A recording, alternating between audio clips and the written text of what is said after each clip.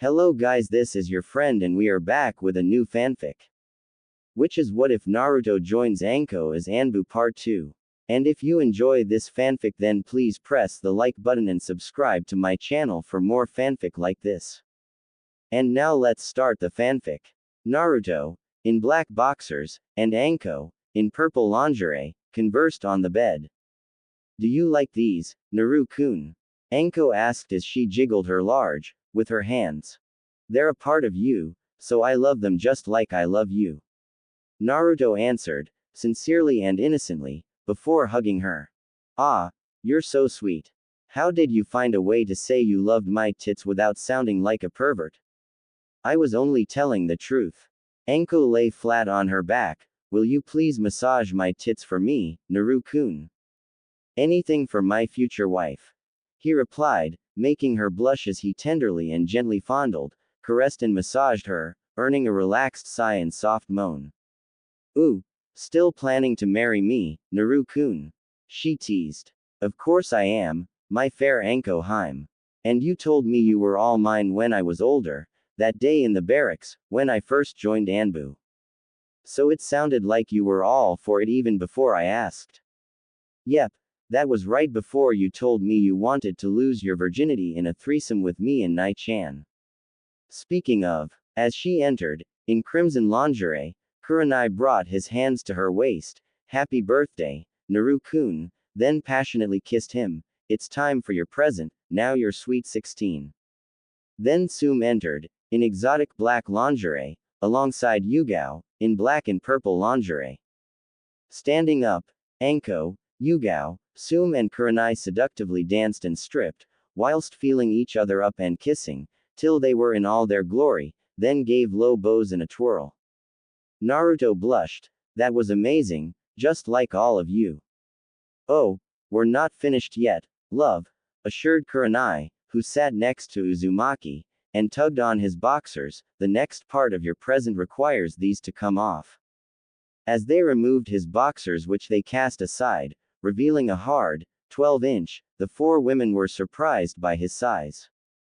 As your gift, we're all yours for the long weekend, Naruto-sama, seductively said Kurenai, gently stroking his. We hope you'll take full advantage of our services so you can fully experience all we have to offer you.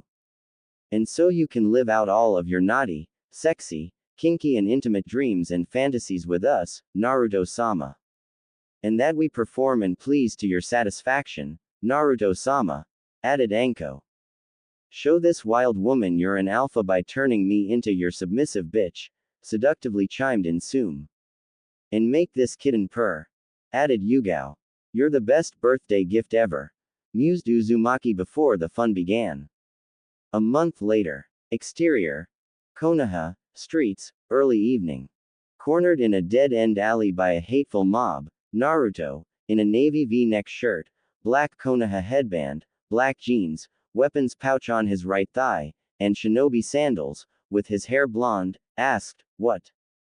You never should have lived this long, you demon, shouted a villager brandishing a knife. Firstly, I'm not a demon, I'm a shinobi of Konoha. Secondly, am I supposed to care about your opinion? Bluntly asked Naruto. The wind carries your treasonous voice too far on this quiet night. And you do understand it's against the law to attack a clan heir. Die, Kyuubi brat, shouted another villager who charged at Naruto with a kitchen knife which was deflected by a kunai. Raising his hand, Naruto acrobatically leapt behind the mob, and made a pushing gesture, air palm, sending them all crashing into the dead end's wall. As Naruto's outfit changed to that of his ANBU uniform while his hair turned red, he trapped them in place with wood style. Naruto drew his katana, secret art, phantom mist jutsu, before he cut them down in the blink of an eye whilst veiled in shadows and fog so intense not even the Byakugan could have seen through it. As the bodies were destroyed by his ANBU squad who arrived, Naruto exhaled, I owe you a drink for cleaning up the mess. I want some dango while you're at it, replied Anko. Of course, Anko Heim, honey. I know how much you love those sweet balls. Especially when I treat you to mine, and the long, hard shaft you love sucking so much. Even though your experienced hands get all sticky in the process. Teased Naruto, horrifying the present company except for Anko, Sume, Rin, Izumi and Yugao who almost pissed themselves laughing. I know a few recipes for dango, but I make candy cane style skewers to put the dessert ones on, explained Naruto who snickered. What did you think I was talking about? That sounded all kinds of, sighed Yamato. You're a pervert, Tenzo.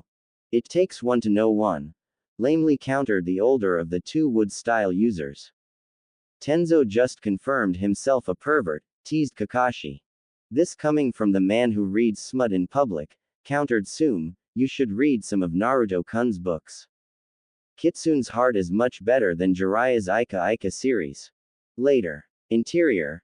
Konoha, Shinobi District, Naruto's apartment building, Naruto's loft, bedroom, morning. Happily waking up in each other's arms after a long night of passionate love-making, Naruto and Anko kissed before admiring each other's bodies. With a devious smirk as she saw he was hard, Anko stroked Naruto's member. Can your sexy Anko-chan get shower before breakfast? As you wish, Anko Heim.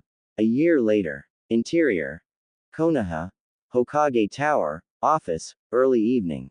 As Yami Kitsune, age 17, arrived, here is an informed, I'm going to need you to do an extended mission under the guise of a genin, my boy. Yami Kitsune frowned behind his mask. That's pointless, and you know it. I could just as easily do the mission under the guise of a chunin, if you're about to do what I think you are. We'll be putting you on Sasuke Uchiha and Sakura Haruno's squad. So the little pink banshee, the entitled flight risk, and Naruto Uzumaki are supposed to be on the same squad.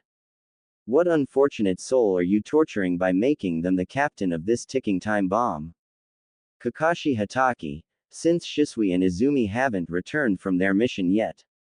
I hope you're prepared for the older pink banshee's reaction to Naruto being on her brat's squad. It'll include another attempt to kill Naruto Uzumaki. And at least one more illegal meeting to vote for his execution without the clan heads or you being informed. It'll be tomorrow morning since there's several meetings and ceremonial clan traditions taking place. We will be ready to handle it. Later. Exterior. Konoha, Academy, Training Ground, early morning. As his favorite former student arrived long before everyone else, Iruka informed, okay, Naruto, time for the clone jutsu. Just gotta do one thing first, said Naruto who switched off his appearance-altering seals, making Iruka's eyes widen. Feeling an imminent headache, Yumino scratched the back of his head. When you're ready. Before Uzumaki proceeded to create hundreds of wood, stone, grass, leaf, sand, dirt, mud, iron, crystal, lightning, ice, water and shadow clones. So, do I pass, again? Only an idiot wouldn't pass you after this. I didn't know some of those existed. As the elemental and shadow clones dispelled, Naruto did one last hand sign, clone jutsu. Before every inch of the premises, exterior, outdoor furniture, playgrounds, trees, walls and rooftops included, was occupied by basic clones. Iruka's sweat dropped. Why didn't you do that during your first graduation, when you were 7? Because the villagers would react violently. You know what they're like towards me because of my tenant. Also, I have too much chakra to use basic clone jutsu without creating enough of them to populate a village. Troublesome, deadpanned Shikamaru who approached, with Choji, Anko, Tenten and Shino, taking that test again when you've already graduated sounds like such a drag. You won our bet, Naruto-kun, said Anko who pulled Naruto close to her, and kissed him with feral ferocity until they were out of breath. That was nice, Anko-chan. It was amazing. Well, it is a kiss with Naruto, mused Tenten, and there's the second part of the bet we need to make good on. Accepting a black headband from Iruka, Naruto informed, I already have one of these, but it's always nice to have a spare. I'll be back later to hear the team placements. Before he, Tenten and Anko vanished. Troublesome Uzumaki, mused Shikamaru. Later. Interior. Konoha, Shinobi Academy, Classroom, late morning. Entering, Naruto wore black ANBU pants, a 3/4 sleeved armor mesh shirt which clung to his muscles. A dark crimson, short-sleeved, houri with black flames at the bottom. Black fingerless gloves, combat boots, a belt, and black vambraces engraved with a red senju crest. Shuriken and kunai holsters were worn on either thigh.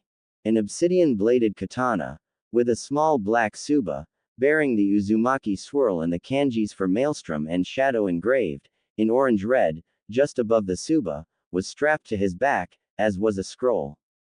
He wore a black hapuri with a crimson leaf symbol engraved on a black plate, instead of the standard headband. A chained pendant bearing the Uzumaki coat of arms with a golden swirl hung around his neck, as did Hashirama's necklace. Naruto's Rinnegan was active, his complexion was fair and lordly, and his Uzumaki red hair was on full display. Who is that? Wondered some of the students. I've never seen him before. Is he a transfer from another class? Or an exchange student from another village? Maybe he's been privately trained. Suggested another student. I hear they sometimes assign privately trained ninja to spy on suspected traitors. Or maybe he's someone's apprentice. He's probably here to make sure emo boy doesn't turn traitor, quietly whispered a graduate. My folks say to never trust an Uchiha. After Madara and Itachi, it's easy to see why.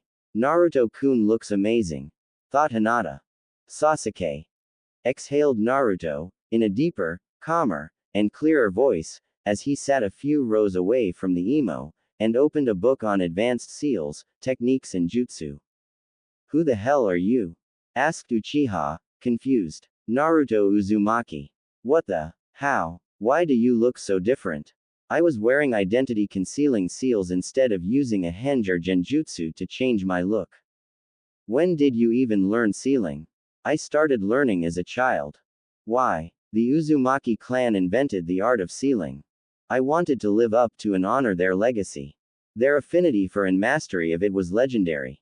So much so that Suna, Iwa, Kiri, Kumo, Aim, and all of their allied minor villages combined the full might of their military forces to invade our little country and wipe us out when my mother was a child. Even a rogue division of Konoha shinobi, specifically Danzo's root in the Uchiha clan, were involved. Mum only survived because she was here in Konoha at the time of the attack. So basically my clan got off easy by comparison. Yours was only a few hundred in numbers at the most, and the Uzumaki clan numbered in the tens of thousands, so yes. Also, your home is mostly undamaged, but Uzushio was left in ruins. I know because I've been to the latter. Give me that sword, I'm an Uchiha elite. If it's powerful, it should be began Sasuke, who was punched in the throat followed by the rib cage then the gut, caught by the hair, and thrown into the chalkboard at the front of the room as everyone went silent. Your kind is unworthy of even touching an Uzumaki or Senju blade in any way that isn't dying upon it, you filthy Uchiha scum. Your kind is little more than arrogant trash, thieves and traitors, growled Naruto, with venom upon saying Uchiha.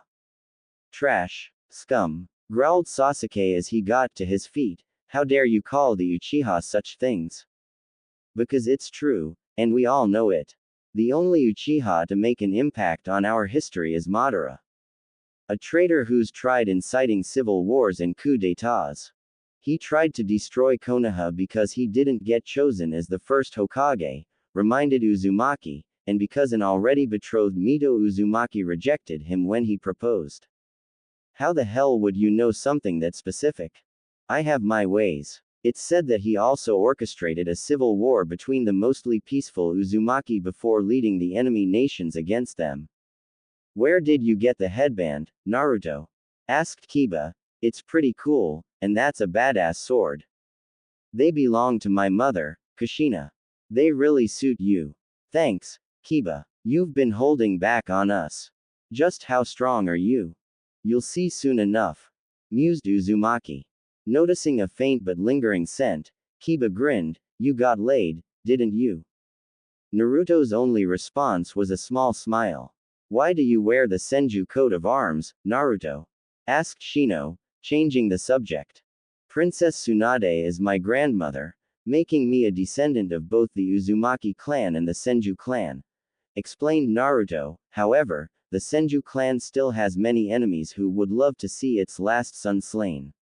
Someone felt it was safer to give me the Uzumaki name despite them having several nations full of enemies. Also, most of the villagers hate me, so taking the Senju name sooner could have caused problems for Grandma Tsunade. I understand. Did you always have that dojutsu? Asked Sasuke. Yes, replied Naruto. Hiding an awakened bloodline like this one from the public was annoying. I guess if I had my Sharingan awakened, I'd want to show them to the world too. Learning techniques for yourself instead of just copying them with the Sharingan will make them more effective. Is that so? Take away the Sharingan, along with everything they've ever copied with it, from one of the greatest ninjutsu masters in the Uchiha clan, and what's left? So you're saying without the Sharingan, the Uchiha are useless? No, that's your conclusion. What you'd have is someone whose reputation is well earned by their own skill. What was the Uzumaki clan known for, again? Their invention and mastery of sealing. Naturally extremely high and potent chakra reserves. Adamantine chains, and accelerated healing. Naturally high resistance to genjutsu. Immunity to so far all illnesses, toxins and poisons. Superhuman life force, perception, reflexes and dexterity. Prolonged lifespan and slower aging. And a rich history and lore that doesn't involve technique theft, betraying their allies, inciting wars, or spawning psychopaths like Madara. Touché. FYI, don't ever try to steal my clan weapons, or anything else from them. If you attempt to take mine, or withhold anything stolen from my clans by the Uchiha, I'll kill you and take them back by any methods necessary. The civilian council won't like that. Oh, I'll kill them too. Someone's woken up on the dark side, grunted Sasuke before he reached for his throat. Channeling his inner Sith Lord, Naruto raised his hand in a gripping gesture, strangling Uchiha with a gravitational force, then sent him flying into a neighboring wall with a wind style air palm, but not hard enough to send him through it, earning shocked looks. What the hell was that? Asked Sasuke as he caught his breath. As he hanged into the form of Sidious, Naruto answered, the dark side of the Force is a pathway to many abilities. Some considered to be unnatural. Is it possible to learn such powers? Not from a Jedi, replied Naruto, who dropped the henge as Sasuke returned to his seat. Noticing Ino was reading one of his novels, Naruto asked, enjoying the series? Ino nodded. Yeah, it's my favorite. Would you believe me if I told you I'm the author? For real? That's really awesome, Naruto, mused Yamanaka. Yeah, and if you're ever taking a peek inside my mind, you'll probably find out just how much of it has actually happened to me. Who's the kitten in the clouds based on? An old friend. Interior. Kumo, loft, bedroom. The beautiful two-tailed cat Jinchuriki sneezed. Kitten, Naruto-kun must be thinking about you. Maybe he's fantasizing about tearing off your clothes, tying down your body, making you purr, moan in pleasure, and scream his name as he has his way with you, purred Matabi, and claims you as his mate while you have heavenly say. Tabi, gasped Yugito. Interior. Konoha, Shinobi Academy, classroom, late morning. Iruka entered to see his students doing their own things. It feels strange seeing Naruto as a redhead after the whole blonde disguise, thought Iruka. Okay, everyone, team assignments. Team 7, led by Kakashi Hatake, will be Sasuke Uchiha, began Iruka, who continued, Sakura Haruno, earning a squeal of excitement, then finished, and Naruto Uzumaki. I'm doomed. Whined Sakura. Not Haruno, anyone but her, thought Sasuke. Looking up from his book, Naruto deadpanned, really? They're putting 2 trauma cases on a squad with the definition of a useless fangirl. Come again? Asked Iruka. This is a catastrophe waiting to happen, and you know it. Also, 3 dojutsu wielders in one squad puts a bigger target on our backs than spandex leotards as a team uniform. Exterior. Konoha, training ground, morning. A man and teenage boy, with matching bowl haircuts, bushy eyebrows, green spandex leotards, and red headbands worn like belts, sneezed at the same time.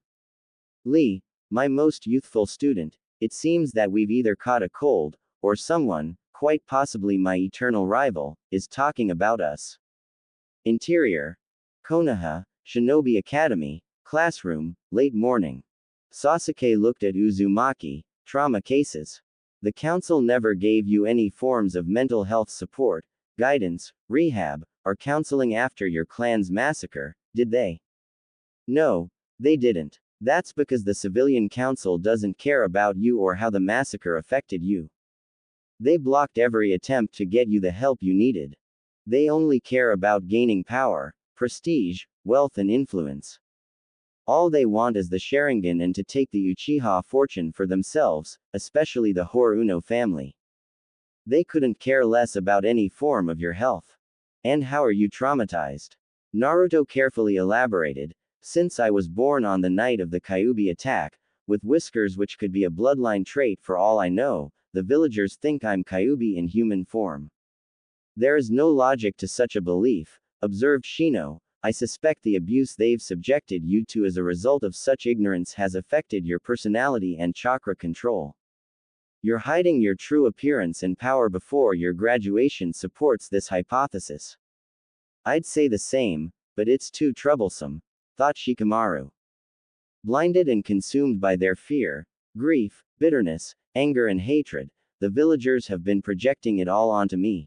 Continued Uzumaki, the civilian council keeps calling for my death because they're stupid enough to believe such obvious lies, even though I'm a clan heir. This morning was their latest call for it being put to vote, completely illegally by the way. It almost passed because the Shinobi clan heads and the Hokage were delayed by other meetings. Fortunately, the Hokage and all of the Shinobi clan heads, including my grandparents, Tsunade Senju and Jiraiya Sensei, the latter being my appointed Uzumaki clan rep, arrived just in time, earning horrified looks before he shot an icy stare towards Sakura. What? Asked Sakura, nervous, why are you looking at me like I just killed your puppy? Your mother's the one who called for this morning's vote on executing me. Your mother has tried to have me, a legitimate and confirmed clan heir, killed countless times because she believes those lies which were spread by a psychopath named Danzo Shimura. Danzo, gasped Iruka. That scum is a traitor to our village and nation. He's the accomplice and ally of several high-profile criminals, despots, and fugitives. To name a few, the tyrannical warlord Hanzo of the Salamander in AIM. The crime lord and business magnate Gato. Suna's missing nin Sasori of the Red Sand. And Konoha's very own Orochimaru of the Sanin. Oh. After a minute for everyone to calm down, Iruka informed, Team 8 will be Kiba Inuzuka, Hinata Hyuga and Shino Aburame led by Kurenai Yuhi, earning smiles. Naruto smiled in approval as he kept reading, you have one of the best jonin in the village as your sensei. She'll take good care of you as your mentor, but Kiba better keep his hormones in check or he'll regret it. Kurenai-chan's best friends are his mother, his sister, Yugao Azuki and Anko Mitarashi. And Team 10 will be yet another Ino Shika Cho formation, Deadpan Shikamaru, which leaves us with Asuma Sarutobi. Yes. Confirmed Iruka. Naruto inquired, Iruka-sensei, did the civilian council try to sabotage the chances of me graduating, and my education here? Yes, they tried all the time, answered Yumino. They were determined to get you removed from the academy, and barred from the shinobi program entirely. You would have been on the active roster with a team when you were 7 if they weren't meddling with your files, shocking the class. I was put on the reserves list anyway, remember? Right, that slipped my mind. Interior. Konoha, Academy, classroom, late morning. When Asuma entered with an unlit cigarette in his mouth, Naruto, sitting in the front row, away from the emo and banshee, threw a sleek dart, as thin as a senbon, with 2 small fins which pierced the cigarette, and carried it into the no smoking sign on a nearby wall. You know the rules, Asuma-san, chuckled Naruto, who activated his Rinnegan. No smoking, or Iruka-sensei will have you in detention. Asuma nodded, and closed his packet before taking his team with him. As Kurenai arrived, Naruto smiled warmly at the Genjutsu mistress. Morning, Nihime. The crimson-eyed Kunoichi beamed as their eyes met. Good morning to you too, Naru-kun. It's lovely to see you again, darling. And as always, it's a blessing from Kami to gaze upon your graceful beauty with my own eyes, my fair and lovely lady, mused Uzumaki, whilst the genin stared at him. Missed you too, my dear Naru-kun, chuckled Yuhi, who escorted her new students away. Bored, Uzumaki looked at Sasuke and Sakura. Let's at least make an effort to succeed as a unit. We'll need to use teamwork for the foreseeable future. Work with you, scoffed Haruno. Why would me and my Sasuke-kun ever work with you? I'm not yours, trash, snapped Sasuke, and like he said, we're not going to make any progress as ninja if we refuse to cooperate with each other. Wow, you're so smart, Sasuke-kun, squealed Sakura, making both boys cover their ears. Turning to the redhead, Sasuke muttered, literally all I did was agree with you, and she's giving me the credit. Are you really surprised? Deadpanned Uzumaki. No, but it's so annoying. Checking the time, Naruto called, you can come in now. Before the door slid open, revealing Kakashi's gravity-defying silver hair and masked face. My first impression, I don't feel like telling you, shrugged Hatake. Oh, and nice coat, Naruto. My sensei had one just like it, so I feel nostalgic. I can introduce you to my tailors, and have them make you one, in exchange for foregoing the mask when we're not on missions, offered Naruto, who shinned in front of his sensei. Can we negotiate other options? You could buy me dinner at Ichiraku's, all I can eat. My poor wallet, gasped Kakashi. More like your poor bank account, replied Uzumaki, making Kakashi faint dramatically into his arms before the two of them shinned away. Where the hell did they go? Asked Sakura before noticing her obsession leaving. Sasuke-kun, wait for me. A few minutes later. Exterior. Konoha Academy, rooftop, late morning.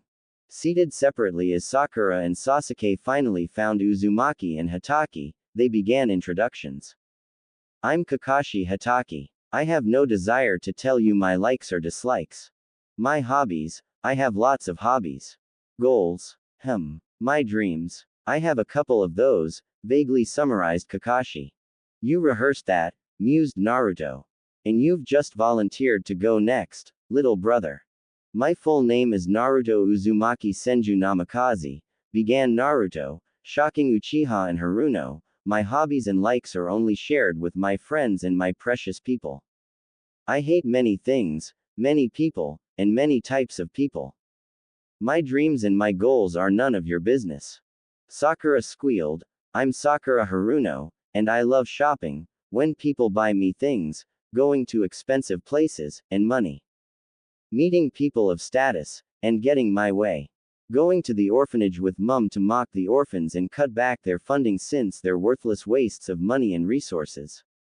Getting my hair done, getting discounts on what I buy, and Sasuke-kun. My dream is to marry Sasuke-kun, have his children, and take the Uchiha fortune for my family. I hate being low on money, getting dirty and sweaty, breaking my nails, not getting my way, how bossy my parents are, Ino Pig, Sai Baka, and Naruto Baka. Uzumaki gripped his hilt as a nonverbal threat. This gold-digging trash is dead weight, thought Sasuke, a murderous glare directed at Haruno. She'll get herself killed, thought Hatake, bored, and at this rate, it'll be Naruto or Sasuke that kills her. Maybe I should make that a wager in the betting pool. I am Sasuke Uchiha, the emo introduced. I hate many things, and don't like anything I care to mention.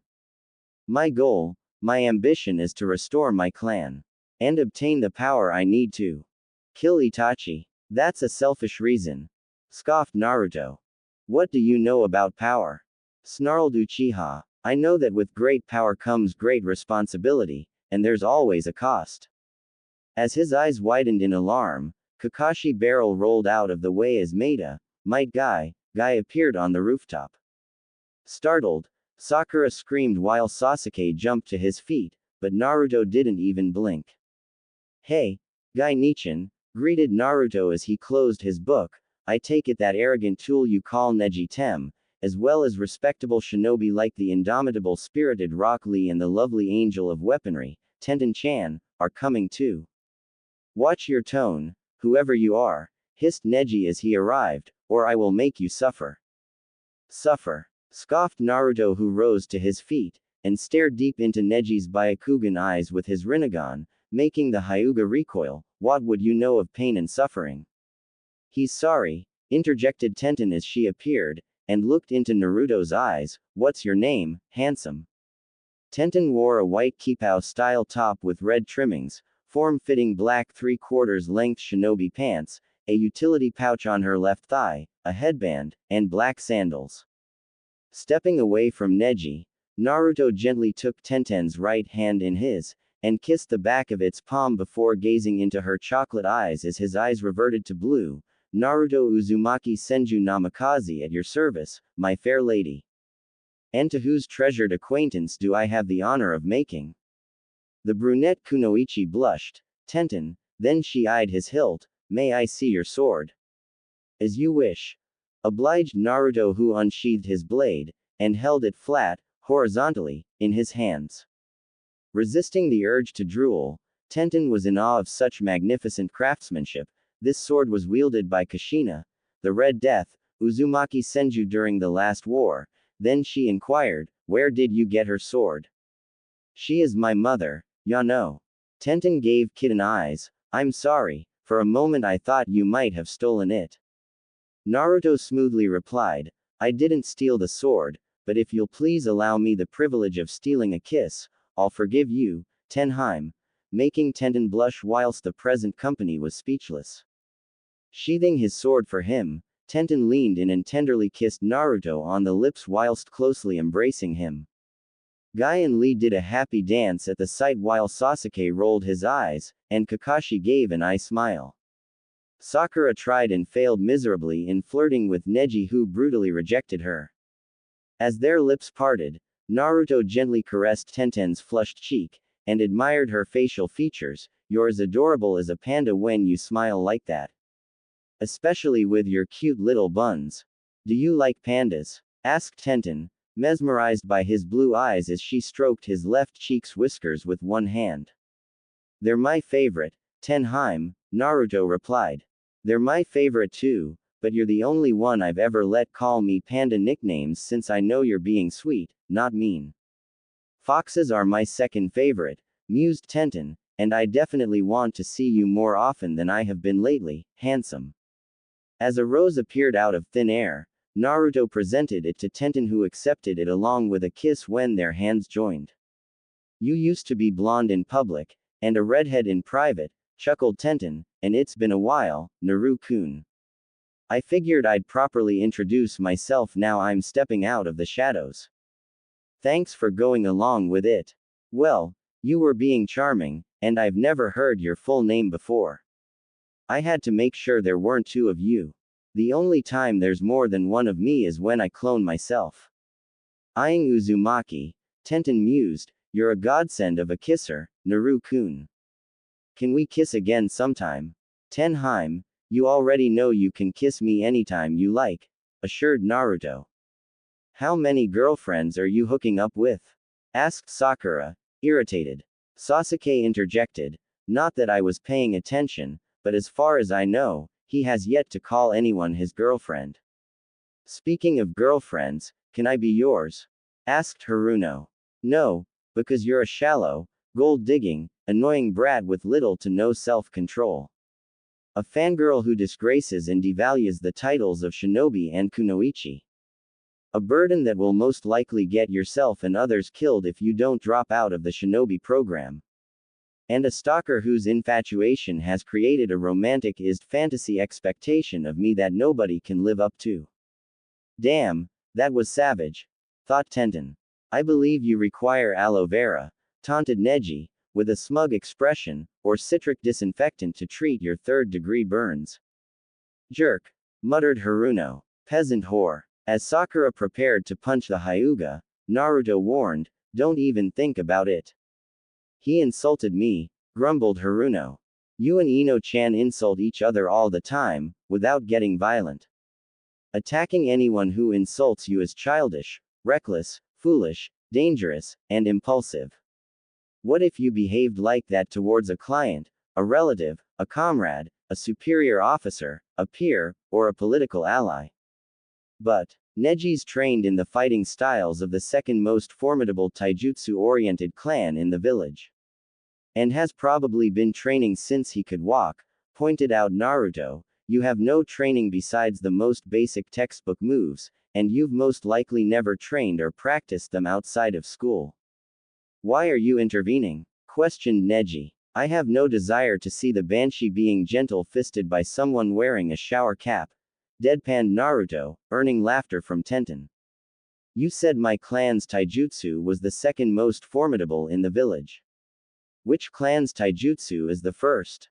Finding their respective fighting styles complemented each other, the Uzumaki and Senju clans co-developed several new fighting styles to celebrate the marriage between Queen Mito Uzumaki of Uzu and Lord Hokage Hashirama Senju. These fighting styles were utilized by my mother, Kushina, the Red Death of Konoha. I would be most interested in seeing such fighting styles with my own eyes, for I hear she was truly a sight to behold on the battlefield. This youthful information is most insightful, commented Lee, and Naruto, you look very different from how I was led to believe. The benefits of appearance-altering seals, shrugged Naruto, it's more effective than a genjutsu or henge. It can only be released by the caster or another seal master. Do your flames of youth burn bright, along with my will of fire. Kakashi, why don't we train our youthful teams together today? Asked Guy, enthusiastic. Please, no, thought Sakura and Sasuke, mortified. I don't mind training with Guy's team, agreed Naruto, as long as I get to spend time with the ever-graceful Tenheim. I haven't even given them the bell test yet, mentioned Hitaki. Emo and Pinky have only just graduated from the academy. You're a veteran Jonin, deadpanned Naruto. If getting the bells is really the objective, they don't stand a chance no matter what handicaps you set. They'll only get the bells if you let them, which you won't. Or if I get them myself, which I have no desire to do. And they despise me, so they'll refuse help from or refuse to help me during your test. The Genins looked at Naruto in surprise.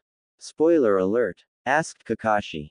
If you try to send this ticking time bomb of a squad back to the academy, began Naruto, who took out a book, I'll spoil this newly finished, and unreleased, limited and extended edition of Ika Ika Tactics for you. Absurd, such a trivial thing could not possibly persuade an elite Jonin on the level of Kakashi Hitaki, scoffed Neji. You wouldn't, panicked Kakashi, sweating bullets.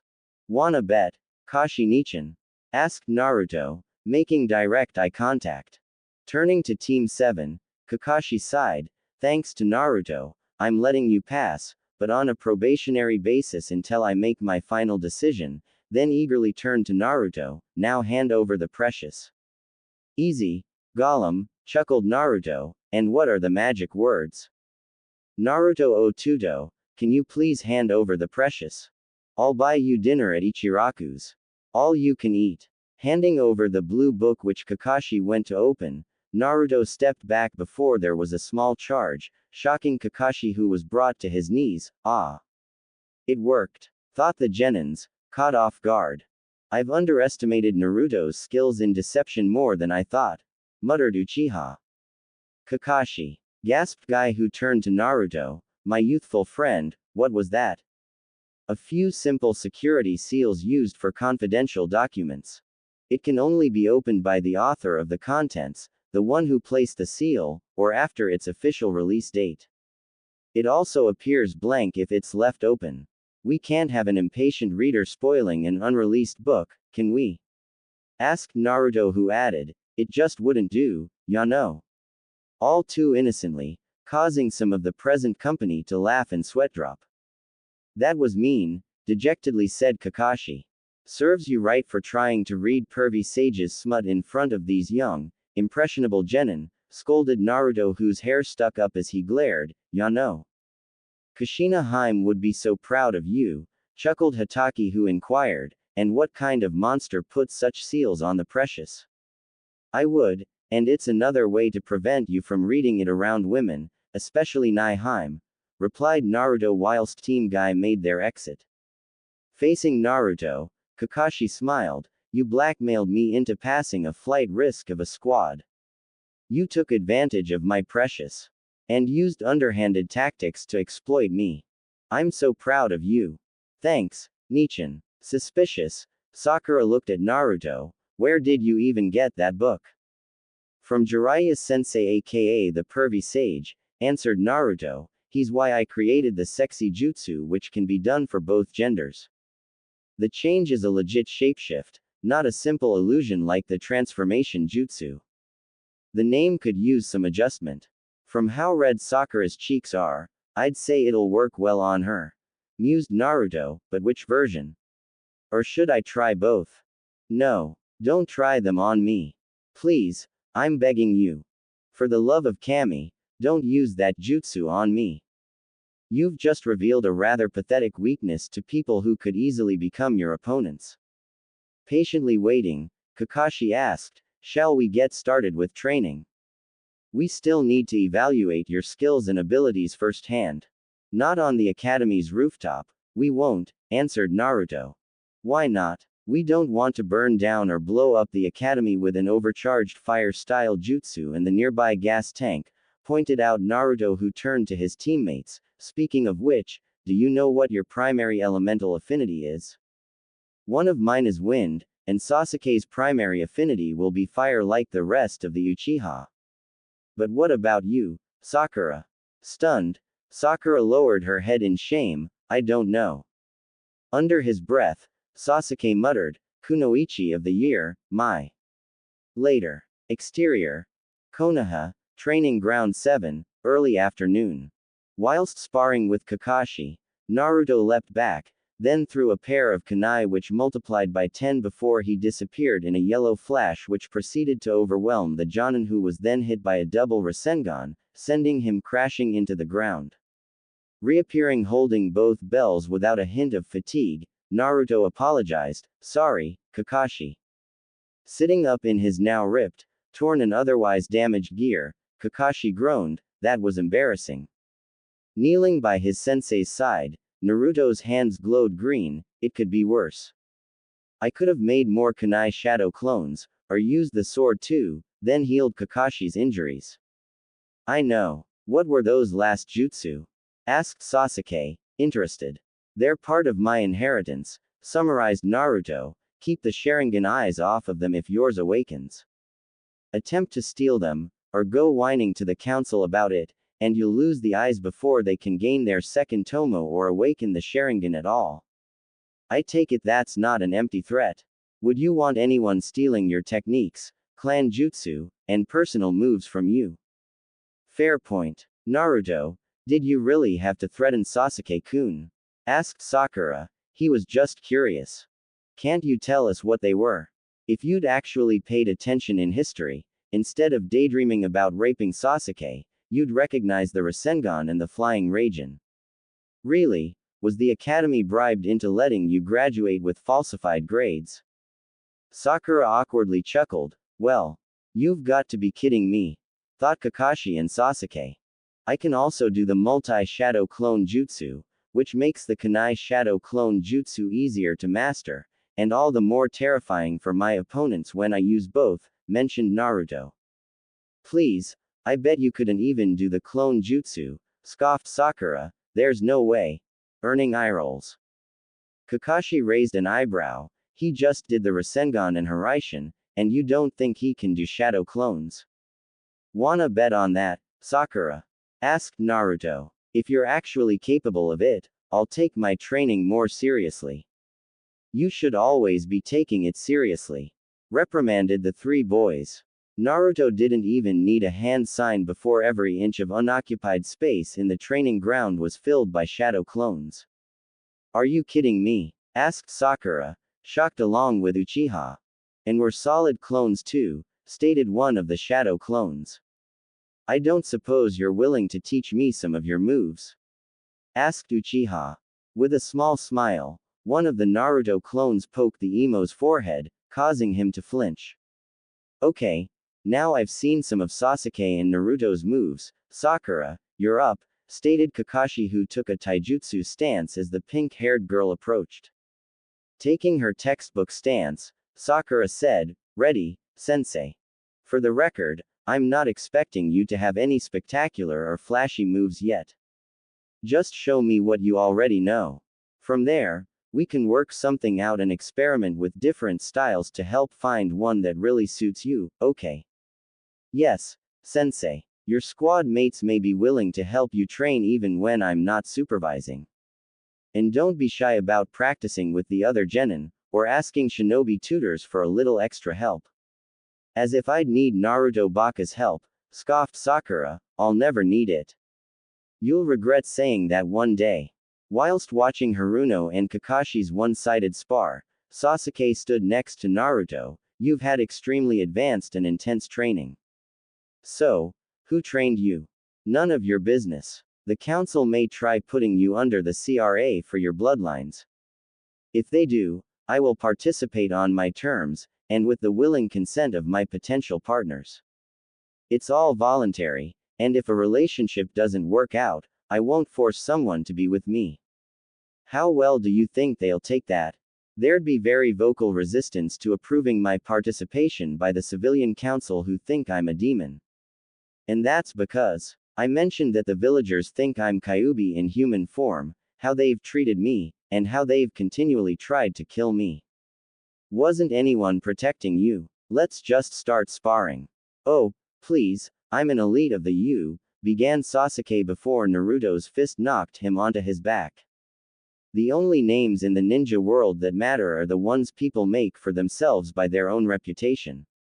Names like the Sannin, the Copy Ninja, White Fang, Yellow Flash, Red Death, Unruly Eye, the Tailed Beast Without a Tail, the Professor, the Teleporter, Demon of the Mist, Seven Ninja Swordsmen, and the Blue Beast. I take it my claim of being an elite's the first thing you want to beat out of me. Yes, since arrogance like that will get you and your comrades killed. You're not in the academy anymore. There's always going to be someone stronger to overcome, answered Naruto as he took a stance. Now, shall we dance? Taking his Uchiha interceptor stance, Sasuke nodded, if you land even one hit, I'll rein myself in with the boasting and bragging. I already landed one, and don't whine to the civilian council, replied Naruto as he began evading hits. They seem to have it in for you. They're also under the delusion that they can control and manipulate you like Palpatine manipulated Anakin Skywalker. They want an Uchiha clan they can control and influence since the old one was too independent, defiant and prideful for them. I hate politicians, and that sounds like the civilian council. Naruto hit Sasuke in the gut before evading a series of attacks. I know who's really to blame for the Uchiha massacre, and I've killed him. Shocked as they stepped back from each other, Sasuke demanded, who was it? Tell me. It was Danzo Shimura from the Elders' Council. The sick bastard's arms were covered in stolen Sharingan eyes, and another in the right eye which he hid behind bandages. He had jars full of them, using the massacre to acquire all of those eyes. And it's not the first time he's stolen the Sharingan, as he'd done so prior to the Uchiha clan's fall. Feeling no deception, Sasuke questioned, are you saying you've avenged my clan? I had my own reasons to kill him. What did you do with the eyes he stole? I destroyed them in accordance with Konoha's dojutsu theft laws, clan laws, and out of respect for the dead. Along with returning several Uchiha corpses, including those of your parents, to their graves. If you're telling the truth, I don't know whether to thank you, or be angry that you robbed me of my vengeance. Take a number. There's a long line of people who wanted to kill Danzo out of revenge. 10 minutes later. Fire style. Fireball jutsu. Attacked Sasuke. Water style. Water bullet jutsu. Countered Naruto. Fire style. Great fireball jutsu. Water style. Water wave jutsu. Fire style. Began Sasuke before wood shot out from the ground, and restrained him whilst pinning his arms to his sides. That wood's from an especially flammable tree because of the oil within it in place of sap.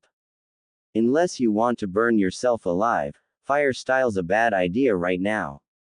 Knocked into the air by wooden tendrils as he was let free, Sasuke saw a single kunai fly by him before adamantine chains hit him from multiple angles, wrapped around him, then slammed him to the ground. Damn it! Groaned Sasuke, that hurt my pride and my body. The local daimyo's wife's feral cat puts up more of a fight than you, replied Naruto. Maybe Tora will be an easier sparring partner for you. Sasuke staggered to his feet. I take it those chains at the end were the adamantine chains you mentioned. Yes. Also, you have wood style. Yeah, it was a pleasant surprise, and undeniable proof that I'm of Senju lineage. Also, as far as I know, only the royal family of the Uzumaki clan's ancestral homeland of Uzu wield adamantine chains. Let's go again. I'm not done yet. I'd be disappointed if you were after all your boasting. This would be going differently if my Sharingan had awakened. Unlike the Hyuga's Byakugan, there's no guarantee a Sharingan will awaken inside an Uchiha. And honestly, if the pain and trauma from losing your clan, and watching it happen whilst under a genjutsu, didn't awaken it, it's unlikely anything will. How did you know I had to watch it via genjutsu? You survived the massacre with no physical injuries, and you were in a coma for several weeks afterwards. The timeline of events says you arrived after the massacre. Yet you've claimed to have witnessed the whole thing. Hence why I've concluded that's what you were seeing under a genjutsu. Sasuke nodded. Makes sense. As a furry menace raced towards him, Naruto lifted it into the air with an invisible force whilst raising a hand, and put it in a storage scroll. They let loose Tora for the genin to chase again. Looks like it, agreed Kakashi as he and an exhausted Sakura regained consciousness. If the fuzz ball gets any faster, it'll give Shisui a run for his money, joked Naruto, and Sasuke actually laughed for real. As Anko arrived, Naruto asked, "You aren't by any chance looking for a runaway fleabag?" "The little monster stole one of my dangos," hissed Mitarashi. "Have you seen it anywhere?" "I have it in a storage scroll, and may be willing to hand it over," negotiated Naruto, in exchange for a kiss. "Oh, you're getting a good one, lover." "Naruto, that's unprofessional conduct," interjected Kakashi. "This coming from the guy who publicly reads smut," countered Naruto and Anko. Amused, Anko pulled Naruto intimately close, bringing his hands to her wonderful, and made out with him in ways that would make Kami blush. Parting lips and taking a scroll, Anko winked before cutting Naruto's cheek with a kunai, and licking the wound which healed itself. Type B, one of the most delicious blood types, teased Anko. "I'll taste you, in more ways than one, later, my foxy-kun," before she vanished. "What the hell just happened?" asked Sakura. "Naruto sentenced that poor cat to death at the hands of the head of the ANBU Interrogation and Torture Division," sighed Kakashi. "She loves her job and dango as much as Naruto loves ramen." Uzumaki pointed out, "It's easy to become addicted to the only food you can afford. Or the food at the only place who'll make you feel genuinely welcome and serve you a warm meal in a world that hates you more than anything. Surely not every restaurant refuses to serve you?" asked Sakura. "The only two civilian-owned restaurants in this village that willingly serve my blonde persona, without overcharging me, are Ichiraku's and the Dango Diner," said Naruto. "Also, that wasn't the scroll containing the little menace." "Then what did you give her?" inquired Kakashi, concerned. "Compensation for her lost dango," answered Naruto as he approached Team 10 who showed up, out of breath. Passing the scroll containing the fugitive to Ino, Naruto informed, "Cat's in the scroll, don't open it until you're with the client. Also, Tell her that Tora's breed of cat doesn't like most forms of physical affection. To be gentler, and to be more aware of when Tora's uncomfortable.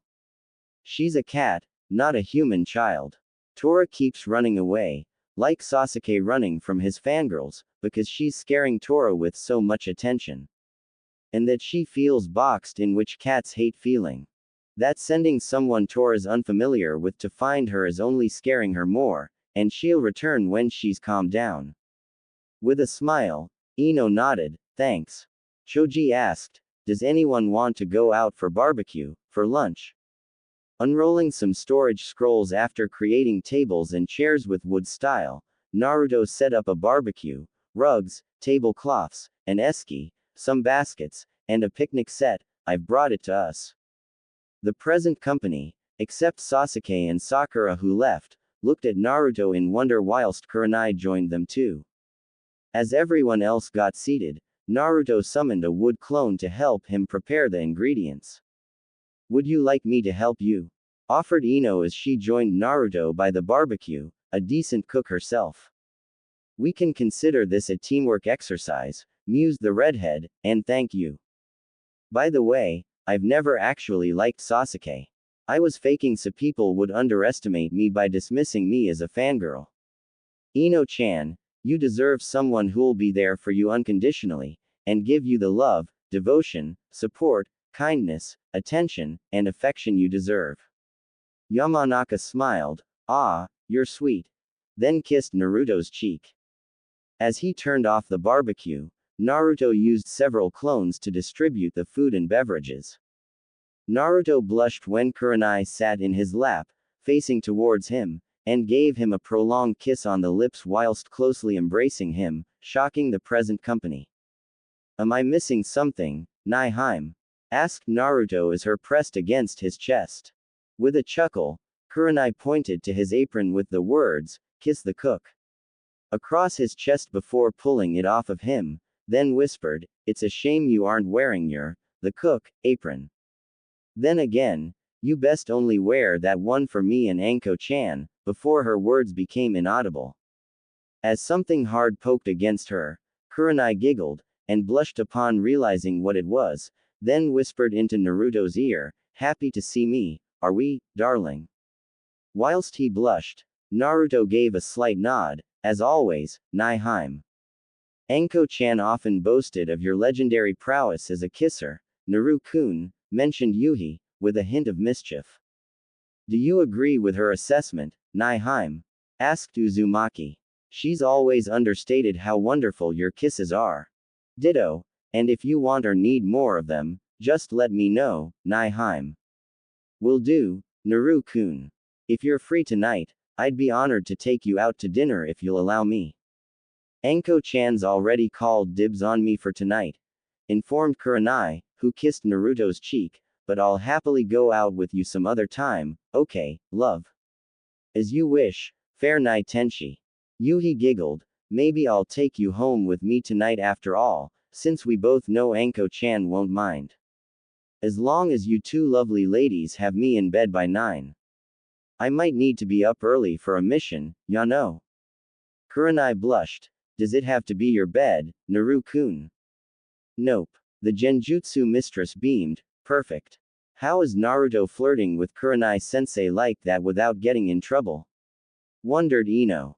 Naru-kun and I know each other very well, and have for a long time, so we're comfortable flirting with and teasing each other, and we've even been on dates, answered Kurenai as she sat beside Uzumaki.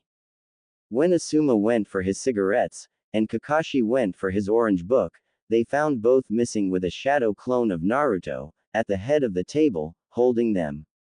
No smoking or smut allowed at this picnic, said clone Naruto, who sealed away the contraband before being dispelled. Why take my cigarettes? Wondered Asuma. Secondhand smoke can be just as bad for one's health, reminded Kurenai. We don't want our students inhaling anything toxic. Or picking up any bad habits from us. Right, Kakashi. Why am I being singled out? Asked Hitaki. You were about to read the pervy sage's smut in front of the innocent little Genins, answered Kurenai, earning laughter. Since when do you call Jiraiya that? asked Shikamaru. Since I heard Naruto calling him that, after catching him peeking at me in the hot springs, explained Kurenai. How did he know Jiraiya was peeking at you? Wondered Choji.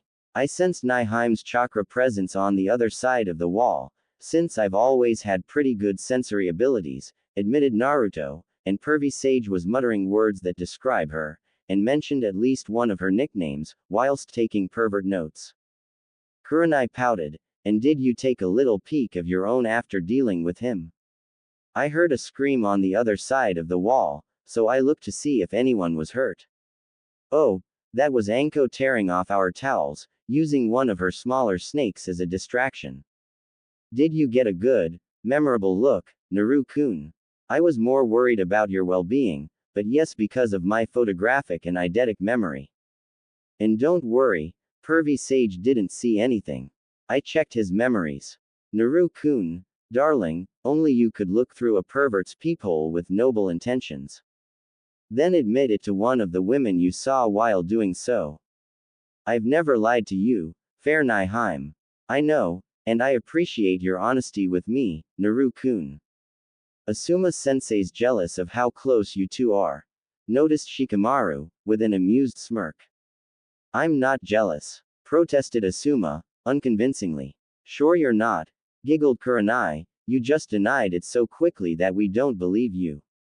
Okay, yes, I may be a little jealous that he's so close to you. You always said no when I asked you out. Asuma, you're over 20 years older than me. Now I just feel like a dirty old pervert. Maybe because you are. Teased Kakashi. Hey, at least when I read smut and porn, it's in private, not in public. Countered Asuma before he and Kakashi felt a rise of killing intent from Kurenai and Ino. Naruto rose to his feet, placed two complete Ika collections on the table, and grinned at Asuma and Kakashi, Amaterasu, as the books were reduced to a memory by the black flames. Yes, those were yours. Kurenai smiled at Uzumaki. See you tonight, at my place, Naru-kun. Gave him a parting kiss on the cheek, and shunshined away. At the same time, interior, Konoha, ANBU HQ, Torture and Interrogation Division, Private Interrogation Room. As she unrolled and opened the storage scroll upon a table revealing not the fugitive fleabag, but half a kilo's worth of dango and a case of sake, Anko's eyes gleamed. Yes. Yes. Yes. Kami. Yes. Naruto, I fucking love you so much. Yes. Yes. Yes. Interior. Konoha, ANBU HQ, Torture and Interrogation Division, Corridor. Passing by Anko's interrogation room, Ibiki wondered, are they at it in there, again? On second thought, I don't want to know. Again? Asked Tenzo. Later. Exterior. Konoha, 3rd Hokage's estate, study, sunset. Speaking with a cloaked figure, Hiruzen sidestepped before Naruto appeared next to him in a yellow flash. Grandpa, greeted Naruto, in his ANBU uniform and mask, who noticed the third person. Hey, Nichan. Hello, Naruto, greeted Itachi, you're all grown up. Naruto smiled, and still waiting for that bowl of ramen you promised me, making Itachi chuckle and Hiruzen laugh. How's Sasuke? Asked Itachi. He's an arrogant, egotistical, entitled, narcissistic, brooder with an elitist superiority complex. He boasts about the power of a Sharingan he hasn't even awakened. He's had everything handed to him on a silver platter by the civilian council.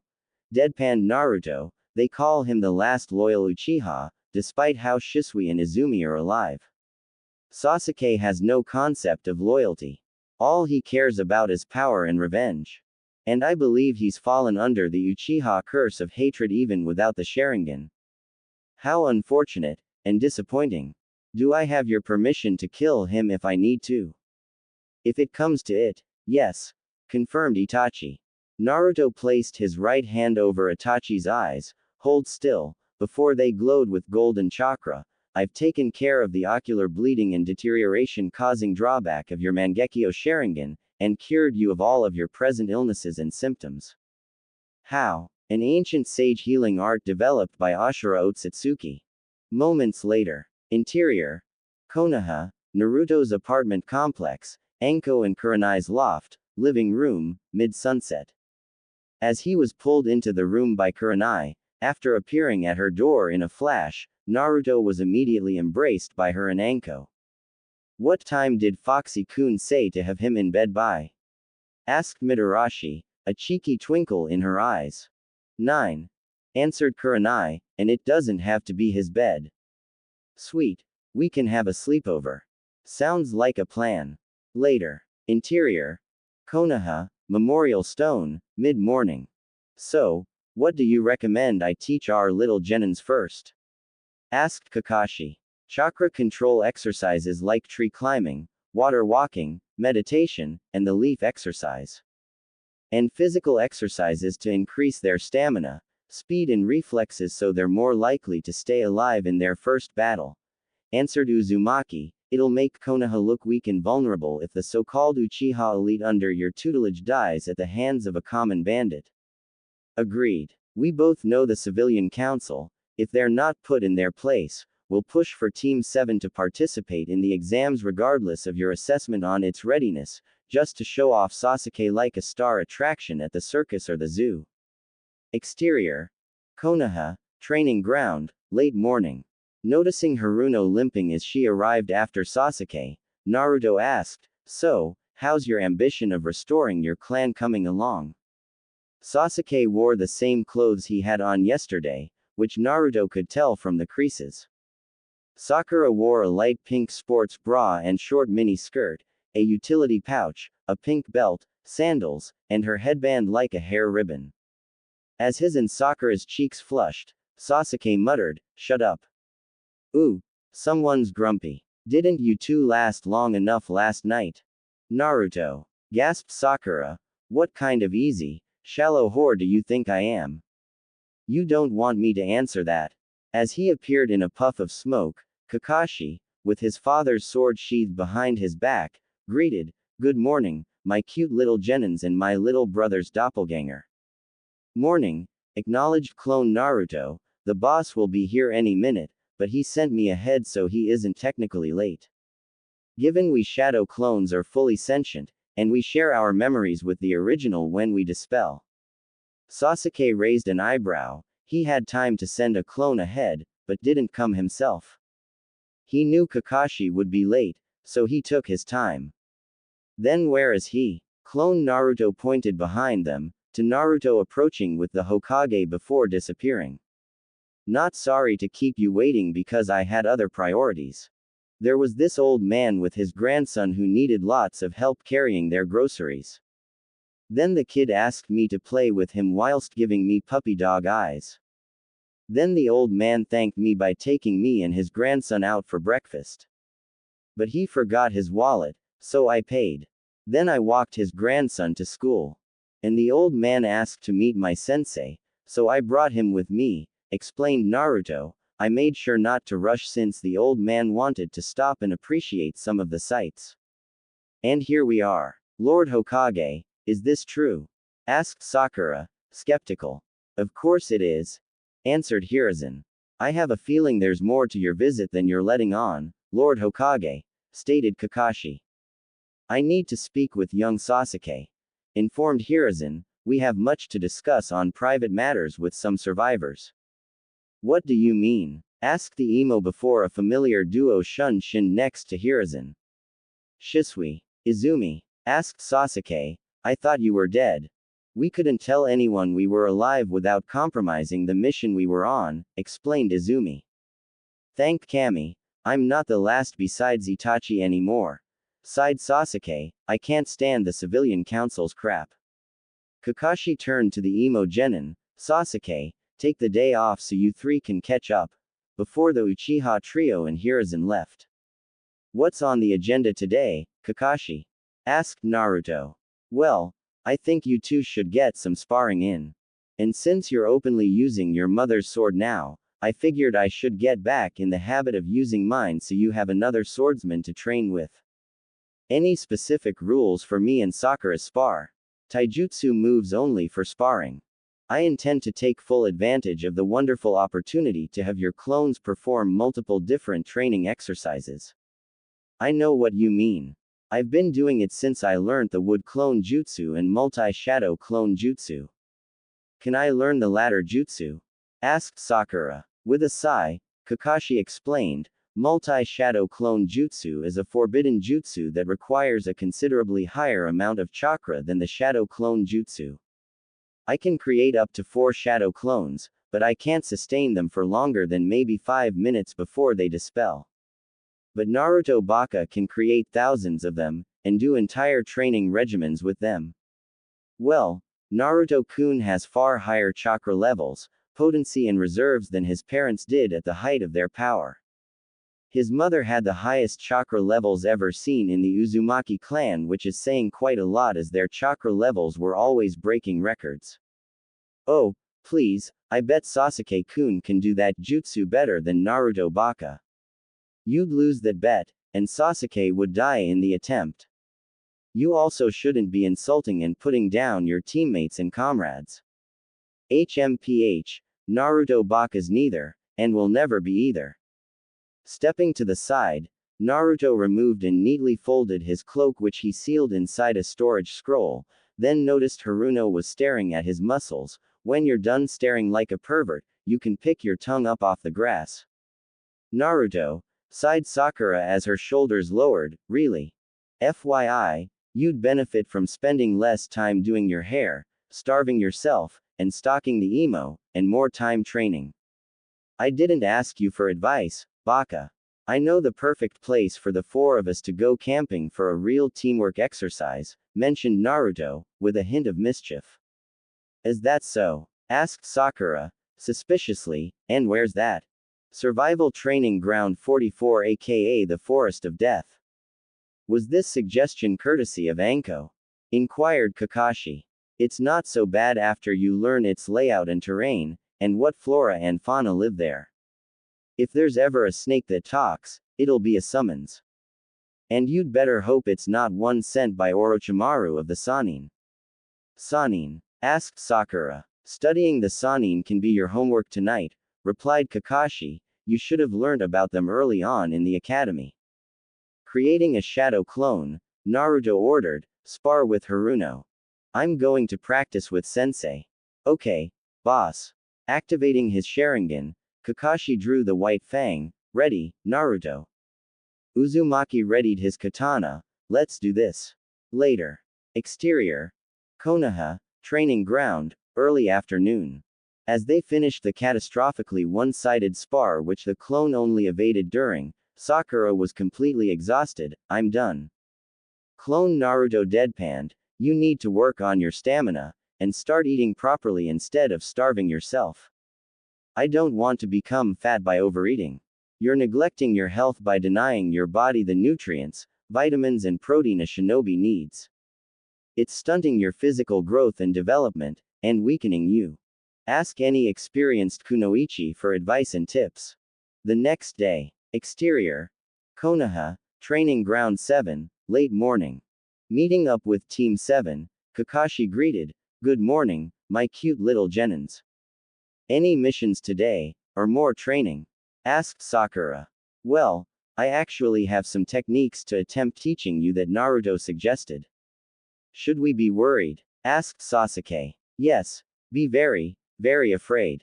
Naruto, can you walk Sakura through the drills of Shicho while I do the same for Sasuke? Requested Hatake. When I suggested getting others to help you with your first genin squad, I didn't mean me, protested Naruto. Just try, will you? As a favor to me. I have my own training to do. She can have a clone. But really, it's something you could walk both of them through at once. As it was created, would clone Naruto ordered, Sakura, assume the ready position of Form I.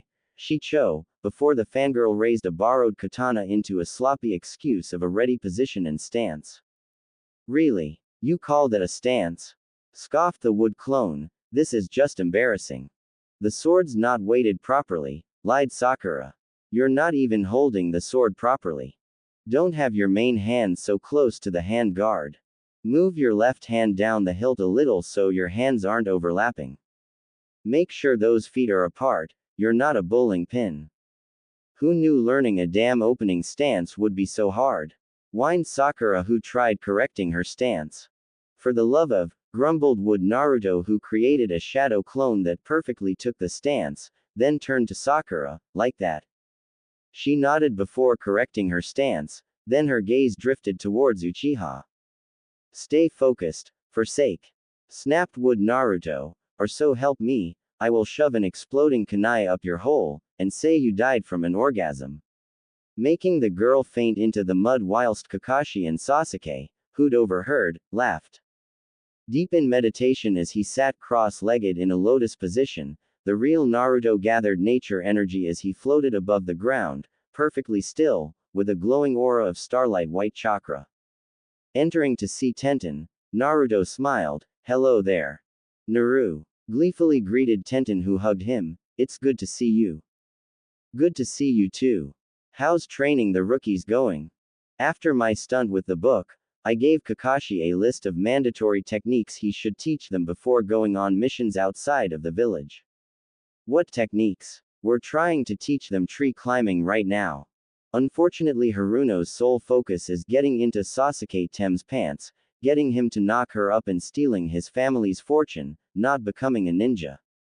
Also, as you know, my training regimen is far more intense since I can use my shadow clones to help me train, which makes my rate of progress considerably faster. I've been distracted from my elemental affinity training since Gai Sensei's too specialized in taijutsu," admitted Tenten. "When you've finished your shift, let's fix that, show each other a few moves, do some sparring and training together, then go out for dinner." "It's a date," she mused, "I finish soon, so let's see what I can negotiate you into buying in the meantime." Handing over some designs, Naruto asked, "Can I have 500 of these kunai made, and one of these hilts?" "I can certainly do my best for the latter, but they look like they need some kind of crystals to power them," answered Tenten. Revealing a crystal, Naruto stated, "This will be the power source. It's infused with both of my chakras, and will collect the excess that leaks out." "Holy crap, you're basically asking me to build you a lightsaber. What are you going to call it?" "I'm thinking I'll call it the Fox's Fang. And I have a working prototype you can reverse engineer, so it'll help you design a more elegant look for it." "I'm in love," dreamily mused Tenten as she looked into his eyes. "With the weapon or with me?" he asked. "With you," she confessed. "Love you too. Also, you'll be sharing me with Anko if we enter a relationship." "I'm good with that." Picking up dates, Naru-chan asked Tsunade as she entered. "Grandma Tsunade," greeted Naruto, hugging the busty Sannin, "What's new?" "I've been chosen as the 5th Hokage, and accepted." "That's great news, and those glorified criminals on the civilian council won't know what hit them." Tenten smiled at how happy her friend looked, and knew his smile was a real one. "Grandma, you remember Tenten-chan?" Naruto stated. "It's nice to see you again, Tenten-chan.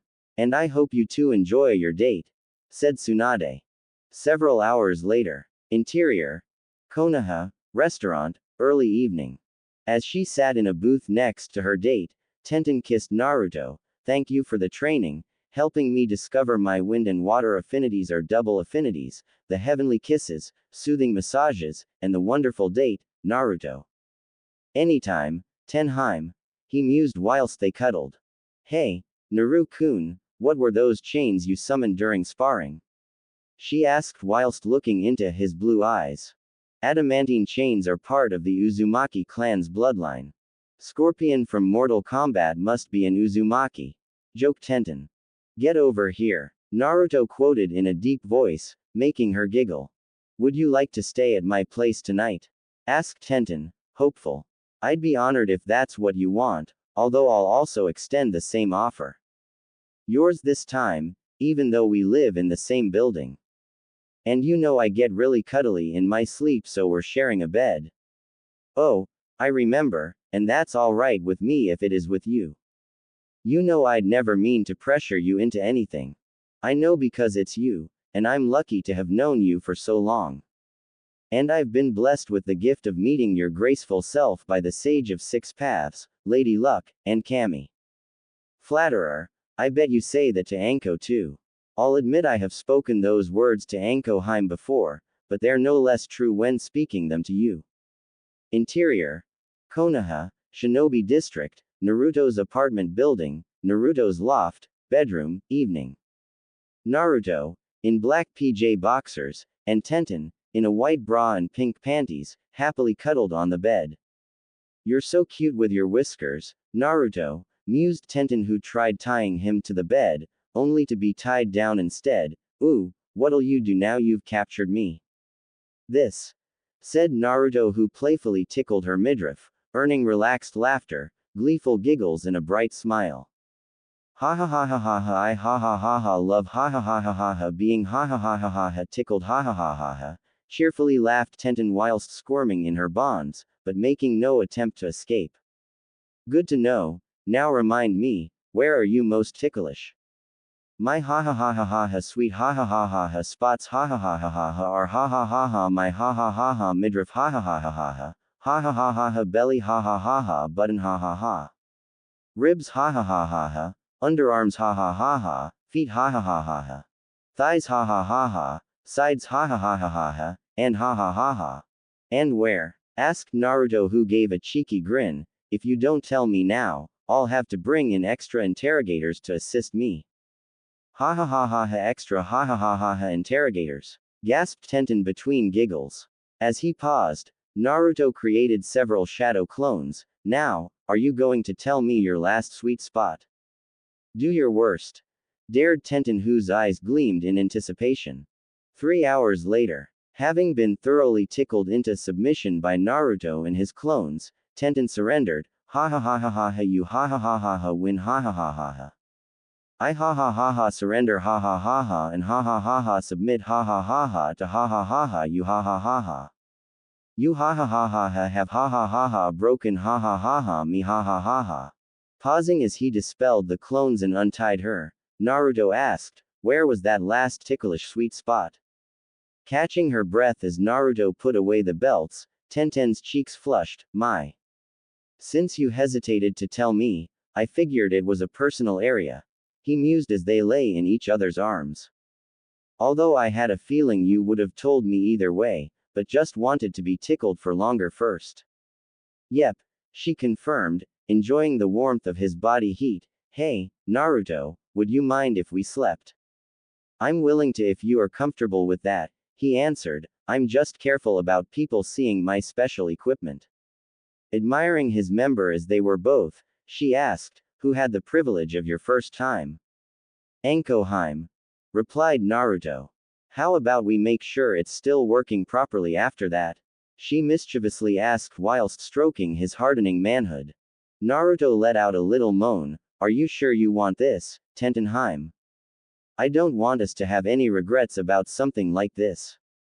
Also, do you have any protection? I'm pretty sure we don't want to have a baby so early in our own lives. Are you telling me a master of sealing like yourself doesn't have a pregnancy prevention seal? She teased before letting out a moan of pleasure as he caressed her firm, round, perky, and stroked her womanhood. I have one, and I just put it on. Then I hope you have lots of stamina for what we're about to do. She purred into his ear. I have the stamina of Atlas. I've also made a variant of a few home and property security seals to protect people from their more personal areas being violated. Happily snuggled up to each other when they were finished having their way with each other in several creative ways, the two shinobi gazed into each other's natural eyes. Hey, Naru. Yes, Heim, what's the seal on your stomach for? I've never seen anything like it before. As he met her gaze, Naruto revealed, Tenheim, I've been the Jinchuriki for the Kyuubi since the day I was born. I wasn't exactly happy about it when I found out, since the villagers put me through hell when I was using my blonde look, but I have a pretty great life as a redhead. By the way, my Jinchuriki status is supposed to be an S-rank secret. Thank you for trusting me with this, and being honest with me. While we're at it, began Naruto, who undid an invisibility seal, revealing his tattoo. Well, you probably figured that part out years ago. Well, you regularly hang out and train with ANBU, and have two different appearances. True, and you already know to keep that a secret too. Yep. What's your codename? Yami Kitsune. You have quite the reputation, and live up to the hype. By the way, Kurama-chan says she approves of us. Tenten raised an eyebrow. Who's she? Kyubi, and she's a kind spirit, not a demon. That's awesome. Later. Interior. Konoha, Shinobi District, Naruto's apartment building, Naruto's loft, kitchen, early morning. As he boiled the kettle, Naruto offered, "Would you like some tea, Tenheim? I have chamomile, peppermint, spearmint, vanilla, and different combinations of each. Chamomile and spiced apple, please, Foxy-kun," requested Tenten as she ate a home-cooked meal he'd prepared. Also, you were amazing last night. So were you, my playful little Ten-chan. I wonder how Anko would react if she saw us right now. She'd be upset that we had without her. What's going on with you two, anyway? We've loved each other for a long time, and we're not exactly hiding our relationship. Also, she knows with my bloodlines revealed, I'll inevitably be placed under the CRA, and be expected to take multiple wives. So basically you love each other, and you know the village council will order you to have your own little harem. Adamantine chains and wood release are invaluable assets. And there's only one other Rinnegan wielder alive today that I know of, so yes. And I'd make sure each of my lovers are truly loved, respected, safe, and treasured. And that none of them are being forced to marry me, or vice versa. Hey, can you sing? I will humor you, chuckled Naruto, who improvised. In the village hidden in the leaves, none come mightier than the brave and the bold. The green beast of Konoha is made a guy. Indomitable to the marrow of the bone, overcoming all the odds whilst doing 1,000 squats. The handsome devil of the leaf is none other than Rock Lee. Who needs a chill pill with looks that could kill? It's the edgy Neji of the Hyuga.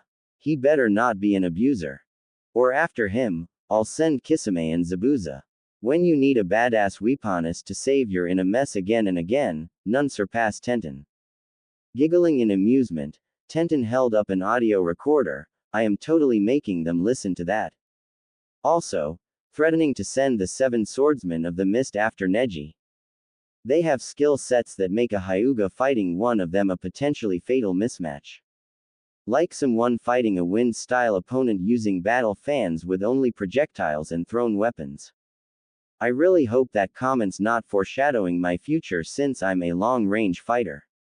I would hope guys making sure you're a certified badass at any range. Also, I know several combat seals I can teach you that should help. Sounds like we're going on more training dates, she mused, giddy with excitement. Well, the last ones went so well. Agreed, Naru-kun. I have a present to send to Fu-chan via one of my summons before setting out for the day. I'll walk you home, or to your training ground when I've sorted that out, okay? Who? Holding a photo, Naruto elaborated, my pen pal and adoptive baby sister from Taki. She's just become a genin, and wants to study seals, so I bought her some Fuinjutsu books and scrolls. Ah, she's so cute. Entering the room, completely, Anko pouted, you've been having fun without me. We'll invite you to join in, next time, assured Tenten and Naruto. Mitarashi kissed Naruto and Tenten's cheeks. Good, and it's convenient that we all live in the same building. Yep, Tenten mused. He turned a formerly condemned city block into a shinobi apartment complex as nice as a freaking luxury resort, and has all kinds of security, endurance and privacy seals set up. Well, if we're going to risk our lives for the village, the least we can have in return is a safe place to live, near our friends. Seriously, if anywhere should feel safe for a ninja, it's their home, said Naruto. Agreed. By the way, Anko-chan, why are you? Asked Uzumaki as he beheld the snake mistress. Not that I'm complaining since you look incredibly sexy as always. Because I want you to take me to your bed, and make love to me, my dear Naru-kun, replied Mitarashi, who pulled Naruto close, and kissed him, please. I need my Naru-kun fun time. And you shall have it, Anko Heim. Yay! Cheered Anko, who beamed, you're the best, Foxy-kun. Soon thereafter. Interior. Taki, Shibuki's house, office, morning. Chatting with her friend, Fu's eyes lit up when there was a puff of smoke revealing a slender, young woman with brown, downward spiky hair. She wore a blue and pink outlined, shoulderless, sleeveless top with ruffled straps around her upper arm, a matching miniskirt, charmed bracelets around her wrists and ankles with a large ruby red gem pendant, and a golden belt. She was holding a gift-wrapped package in one hand, and a blue and pink staff with a golden spiral on the end was in the other, until she set them down on a nearby table. Mana Nichan, greeted Fu, cheerful as she cuddled Mana before giggling as the summons tickled the young Jinchuriki's tummy, ha ha ha ha ha hey ha ha ha. Have you been a good girl, Fu-chan? Asked Mana as she planted a kiss upon the mint-haired girl's forehead. Yes, Mana Nichan, assured Fu before being presented with the package. Happy birthday, Fu-chan, said Mana, I come bearing gifts from Naruto-kun. Opening her present to reveal several books, stationery, paper and fuinjutsu tools, Fu beamed, these are perfect. Shibuki cleared his throat, ahem, Fu-chan, would you mind introducing your friend? Fu nodded, Shibuki-kun, this is Mana Nichan. She's one of Naruto Nichan's summons, and she's like a big sister to me. She's also one of the summons we agreed wouldn't scare the villagers if they come to see me. I could swear I've seen her on a trading card, blurted Shibuki, making the two girls giggle. Interior. Konoha, hot springs, private bathhouse, early afternoon. Having activated several privacy and anti-pervert seals, Naruto, Tenten, Kurenai and Anko relaxed in the warm water. How did you get a booking when this is one of the most frequented hot springs in the country? Asked Kurenai, intrigued. Instead of only taking money, when I caught those Iowa spies at age 6, I was given the hot springs as part of my payment, answered Naruto. Apparently the old owners were looking to sell or go into partnership with younger business partners. They just didn't expect a 6-year-old. Earning amused smiles before he closed his eyes. Interior. Naruto's mindscape. Naruto's surroundings were a lush green forest with a peaceful aura, refreshing breeze, the relaxing sound of a waterfall, and the soothing waters of a lake connected to said waterfall. Uzumaki, like he was outside his mindscape, sat across from his lovely tenant, on a softly cushioned bench. Kara had smooth, light skin, tamed crystal white hair that reached her upper back with 2 short bangs at the front. Emerald green eyes, nails and lips, little silver fox ears, and 3 short whiskers on each cheek. She was average in height, slim, voluptuous, flexible, busty, curved in all the right places, and had no pubic hair. Full, firm, round, perky cup, a shapely round, and a taut tummy with an innie belly button. A healthy size waist and hips for her figure, toned legs, and size 10 feet. She was also completely, except for a small collar with the kanji for seal engraved upon it. Naru-kun, you've chosen these vixens well. Are you going to pop the question to them? Asked Kara. I'm pretty sure they'll let me know when they're ready for the next step, answered Uzumaki. You should listen to Matabi-chan's love life advice. The horny, perverted fire cat in heat giving me love advice. Half of her advice would probably land me in jail or the hospital. With a foxy grin full of mischief, Kara began an elegant, exotic, seductive dance, up close and intimately. Then she sat in his lap, brought his hands to her curves, and passionately kissed him. Now that you're all here, we can discuss your mission options, stated Tsunade. All here? Asked Sakura, but that stupid Naruto Baka's not even here. Even sensei's earlier than that idiot, and that's saying something. Sakura, don't insult your teammates, reprimanded Kakashi. It's only Naruto Baka, so it's fine. No, It's not, shouted Tsunade, and that's my grandson you're insulting, you little shit. Quietly landing behind Sakura, a shadow clone whispered into her ear, boo, scaring the shit out of her and Sasuke before dispelling. Then the real Naruto dropped down from the ceiling, landing in a Spider-Man pose. He's been here the whole time, chuckled Tsunade, who listed, today, Torres escaped again. The hospital needs help with unloading its shipment of new medical supplies and equipment. An injured farmer needs help transporting their fresh produce to the market. A local fundraiser needs help setting up. And, no, enough of this. I am an Uchiha, an elite. These peasant chores are beneath me. Snapped Sasuke, give me something worthy of my clan, that'll increase my power. Yeah, give Sasuke-kun a higher ranking mission, added Sakura. Who do you think you're talking to, you little shits? Growled Tsunade, I am the Hokage, and you answer to me. I do not take orders, I give them. These chores you call missions won't make me more powerful. You'll give me what I deserve, UW, began Sasuke before an invisible force caught him by the throat, and lifted him into the air. You will not disrespect my grandmother, who in case you've forgotten is the Hokage. Growled Naruto, tightening the grip. Naruto baka, let my Sasuke-kun go. Screeched Sakura before the emo was thrown at her. Sakura landed on her back with Sasuke's face landing between her legs, whilst her skirt had come undone and fallen off, revealing skimpy pink panties sporting the Uchiha crest. Sasuke's hands had also landed on Sakura's small. Oh, look, Haruno Tem, yours and your mother's dreams have both come true, mocked Naruto. She always wanted you spreading your legs wide open for Sasuke Tem. And you've always wanted him between your legs, making Kakashi and Shizune snicker. Embarrassed, Iruka turned to face the window. The hidden ANBU grinned behind their masks. Tsunade covered her mouth, damn. Halfway through the door, Sai quickly sketched something in great detail, then slowly backed away and quietly closed the door before Sasusaku could notice him. As Sasuke got to his feet, he cringed and recoiled upon seeing his clan crest on Haruno's underwear. Quickly putting on her skirt, Sakura deeply blushed, and got to her feet.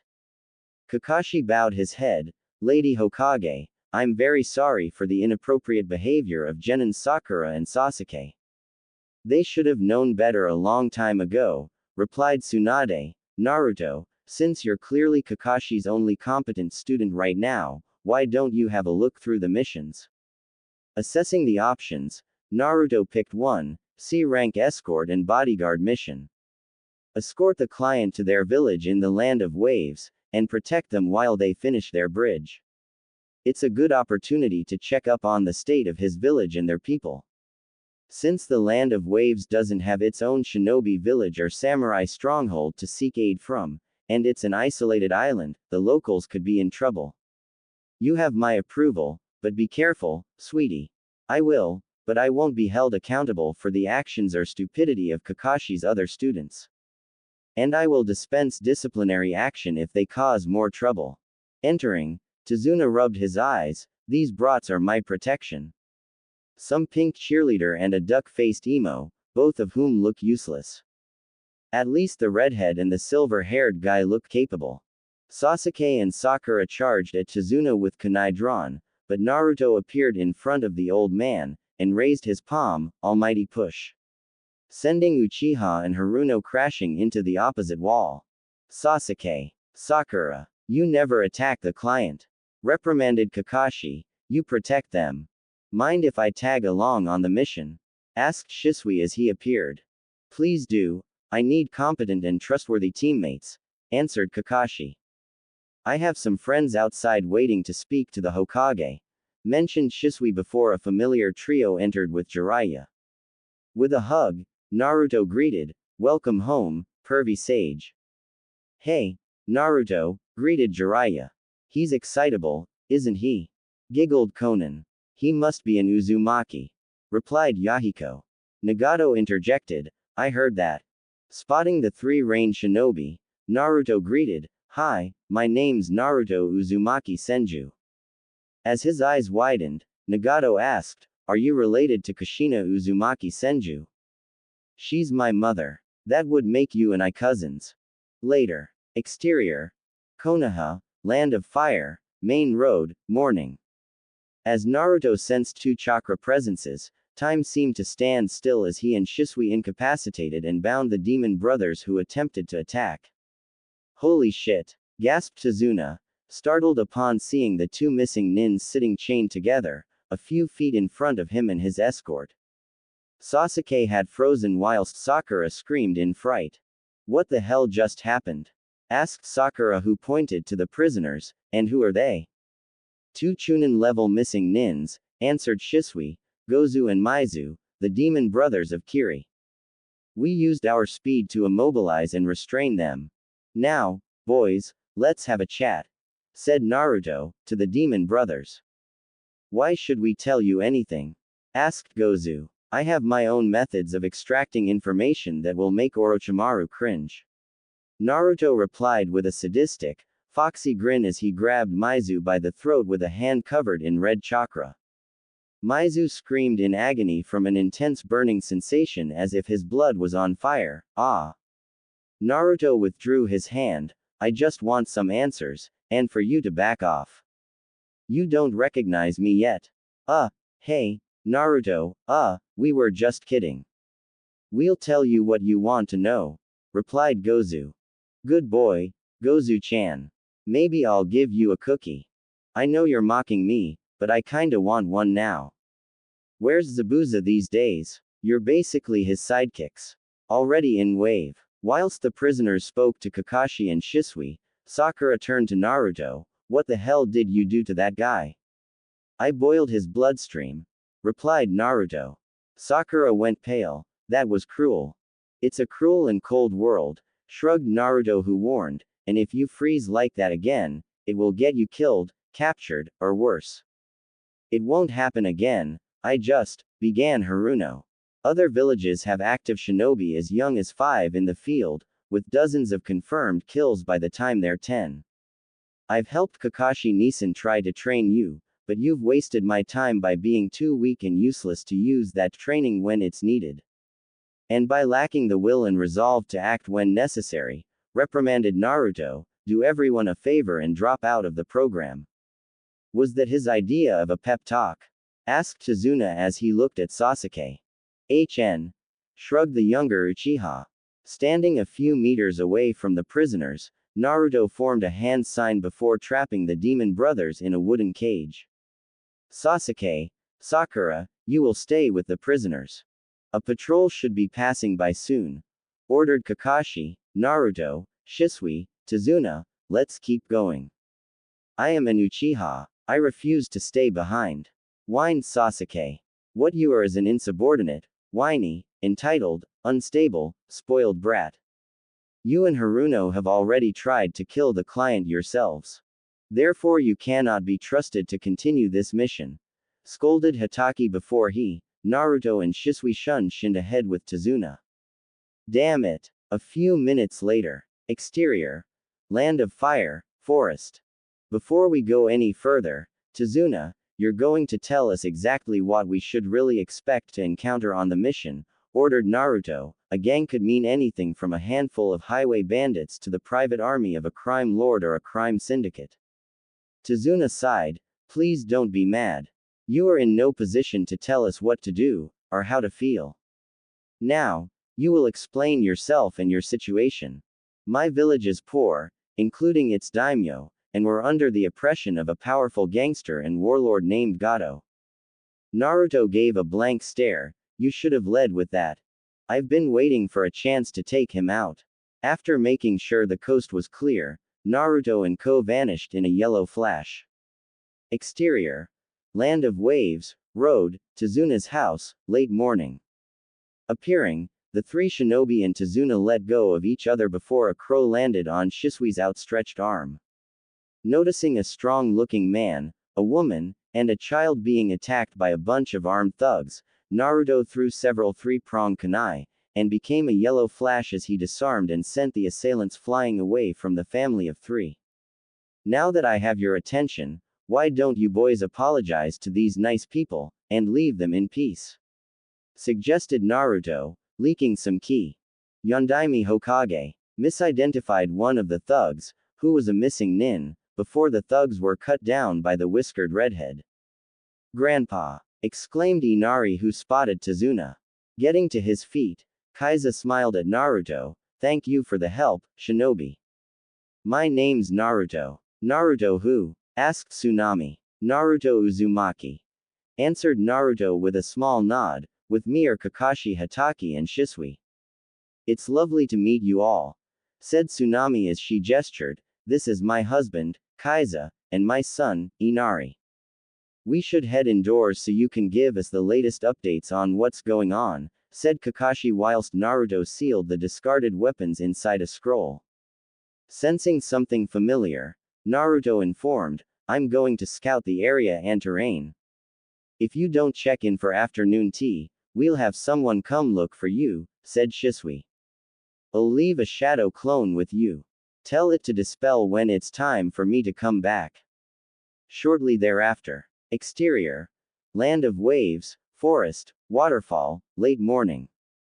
Having undressed and neatly folded his clothes, Naruto relaxed in the waters of a natural freshwater hot spring connected to the waterfall whilst playing his ocarina. May I join you? Asked a feminine voice as Naruto finished his song. He looked up to see a Kiri hunter nin, by all means, although the mask might be unwise in the water. And you could catch a cold if you swim in your uniform. A valid point. The hunter unmasked and disrobed, revealing a beautiful, petite, slim, and graceful young woman, with firm, round, perky, full C-cup, a snow-white complexion, smooth skin, long, silky dark hair, and brown eyes, who gave the gentlest smile. She now wore a modest blue bikini, and folded her clothes which she placed next to Naruto's along with her headband. My name's Naruto Uzumaki. What's yours? Haku Yuki, and I'm pleased to meet you, Naruto-kun. Haku is a beautiful name for a beautiful snow angel, said Naruto as she joined him in the water. With a light blush on her cheeks she admired his figure. Thank you, and you're quite handsome. I take it from how you already had a swimsuit on, you come here often. This is my first time, actually. I mainly use water and ice style, so I concluded swimwear would be more practical than standard undergarments for my uniform. Makes sense to me. As she gently traced her fingers down his abdomen, caressing his muscles, Haku slipped off her bikini, leaving it with her clothes. Since I figured it was only fair that I be so as well. Fair enough, Haku-chan. I would like to have some personal and intimate fun with you, blurted Haku. Are you sure you want that so soon? We've only just met. Kissing him, she asked, does that answer your question? It does, and you are breathtaking. He replied before she brought his hands to her, and kissed him. Going with it, Naruto kissed back, allowing her tongue access whilst gently fondling her, earning a small moan. As he used wood style to construct a private bathhouse for them, Haku blurted, I would very much like to have my first time with you. I don't sense any ulterior motives or deception, and neither of us have any alcohol or drugs in our system. And Anko-chan says she doesn't mind if I'm intimate with other people, thought Naruto, who nodded. I would be honored to share the experience. As you wish, she soothingly whispered, with an adorable expression. They took in and memorized the details of each other's forms from every angle whilst getting very intimately acquainted, passionately having their way with each other.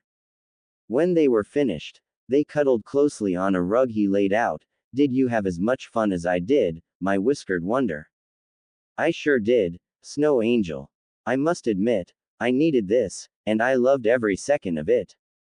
Ditto. You're the first and only boy I've ever behaved like this around, by the way. This kind of encounter with someone as kind-hearted and honest as you was something of a fantasy come true. I'm glad I was able to fulfill it. Is there someone special? Haku asked. Someone precious to you?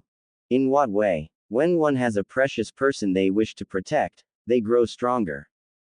Well, I've only known you for a couple of hours, and you're already one of my precious people. Haku blushed. Ah, you're so sweet, Naruto-kun. Not as sweet as your smile. By the way, I can tell you're not lying about your name, but you're not really an active hunter nin. Though your disguise is perfectly on point, admitted Naruto, I'm not sure what your mission is here, but I really hope ours don't collide in any unpleasant ways. How did you know? Naruto gestured to his tattoo. Hunter nins are part of the ANBU, you don't have the tattoo, and we have a policy of using codenames in the field. And I sensed you and Zabuza-senpai watching my squad from afar as soon as we arrived. Does this mean we won't be friends after we part ways? She innocently asked, pouting. If you were going to kill me, you would have tried by now. True, and I'm willing to tell you about my father's mission here since I believe you're trustworthy. Did Gato hire you two to kill the bridge builder? He tried. Gato's the one who needs to be put down. And I'm sure you know he won't pay you even if you succeed. If necessary, I will give my life to protect Zabuza. He is precious to me, and the only family I have. I won't let either of you die if it can be avoided. I have precious people too. They saved me from walking a dark path. They rescued me from my loneliness and pain. They helped me avoid becoming the demon just about everyone made my life a living hell for believing me to be. The ANBU saved me many times when I was a child, and took me in. They became my family, and I love the members who raised me. In Kiri, the civilian leaders and superstitious hate-mongers have begun hunting down bloodlines, and removed Mizukage Yagura from office because of his status as a Jinchuriki. But why would yours treat you in such a way? I've been a Jinchuriki since the day I was born, but the villagers think I'm the Biju in human form, admitted Naruto before Haku warmly hugged him. I approve of you too, Naru-kun. Haku's adorable, sweet, kind, and precious, thought Kara. Just make sure you explain your relationship with Anko-chan if you end up bringing Haku-chan home with you. It was lovely to meet you, Haku-hime, mused Naruto. It was lovely meeting you as well, Naruto, returned Haku. Would you like me to escort you back to the bridge builder's home? I'd like that, although maybe without the uniform so they don't think I've caused a political incident. Agreed. Chuckled Haku, who changed into a blue, sleeveless, kimono with a black belt, dark blue 3/4 length ANBU pants, sandals, and her headband. You are so beautiful, Haku-hime, praised Naruto, you truly are an angel, earning a blush from the ice user. I'll be your snow angel. I know this is probably a bit too soon and sudden, but will you be one of my girlfriends? One of your girlfriends? You have more than one. And they're alright with that. Are you under the Clan Restoration Act I've heard some villages practice? Not just yet, but I'm staying a few steps ahead of the village council in regards to that, so they can't force shallow gold diggers on me. Does this detail change anything, or are you still willing to be with me, knowing you'll have to share? She beamed whilst her cheeks flushed. I'll happily be with you, Naru-kun. As they held hands, Naruto met her gaze, and kissed her on the lips. Sensing something incoming, Naruto lifted her into his arms like a dance partner, and bent forwards whilst she bent backwards as a giant sword flew overhead, then they stood at full height. Hello to you too, Zabuza-senpai, greeted Naruto, unsurprised to see the demon of the mist standing atop the flat side of his executioner's blade. Hello, father, greeted Haku as she gave that precious smile. Shunshining in front of Naruto, sword over his shoulder, Zabuza asked, well, aren't you going to introduce yourself? The redhead extended his hand, I'm Naruto Uzumaki Senju. Zabuza shook Naruto's hand with a firm grip, Senju as in Princess Tsunade. She's my grandmother. And we've met before. I joked that Ao was Kakashi. You're Yami Kitsune, aren't you? I am. Good. I wasn't going to let a weakling date my daughter. He may or may not soon be under the CRA, mentioned Haku. What was that? Growled Zabuza, who turned to Naruto, and I think we need to have a little conversation, before drawing his sword. Aggressive negotiations. Asked Naruto as he drew the fox's fang. I wonder how my lightsaber will fare against one of the legendary blades forged by the Uzumaki weapon masters. What do you mean they were forged by the Uzumaki? Weren't they forged in Kiri? No, they were a gift from Uzushio as a token of goodwill and trust while building relations and forming an alliance. Uzushio's treaty with Kiri included a clause that said not to use the swords against Uzushio. You can imagine how pissed people who know that part are considering the 7 swordsmen of Kiri were present during the siege against Uzushio. Zabuza's eyes widened. Kiri did what? The Uzumaki gifted the 7 swords you and your fellow shinobi swordsmen of Kiri wield today, on the condition they wouldn't stab them in the back with them, but Kiri did just that. By right, being from the royal family, I have a claim on those swords as the treaty is null and void. However, you've always wielded that blade with honor, so I don't intend to take it from you unless it's in your will, your request, or a dying wish. How kind of you. Taking a Juyo stance, Naruto smiled. Well, shall we dance? After you, Uzumaki-sama. You don't need to call me that, Zabuza-kun. Although it might be a bit early to call me son-in-law. Agreed. Haku interjected. I'll be the ref for your match. Zabuza and Naruto nodded. Agreed. Later. Exterior. Land of Waves, Road, Tazuna's house, afternoon. I see someone's building public relations and making friends with the locals, teased Shisui as the new couple arrived. Kakashi smiled as he removed his mask. Well, he is my sensei's son. I wonder if we can trust her though.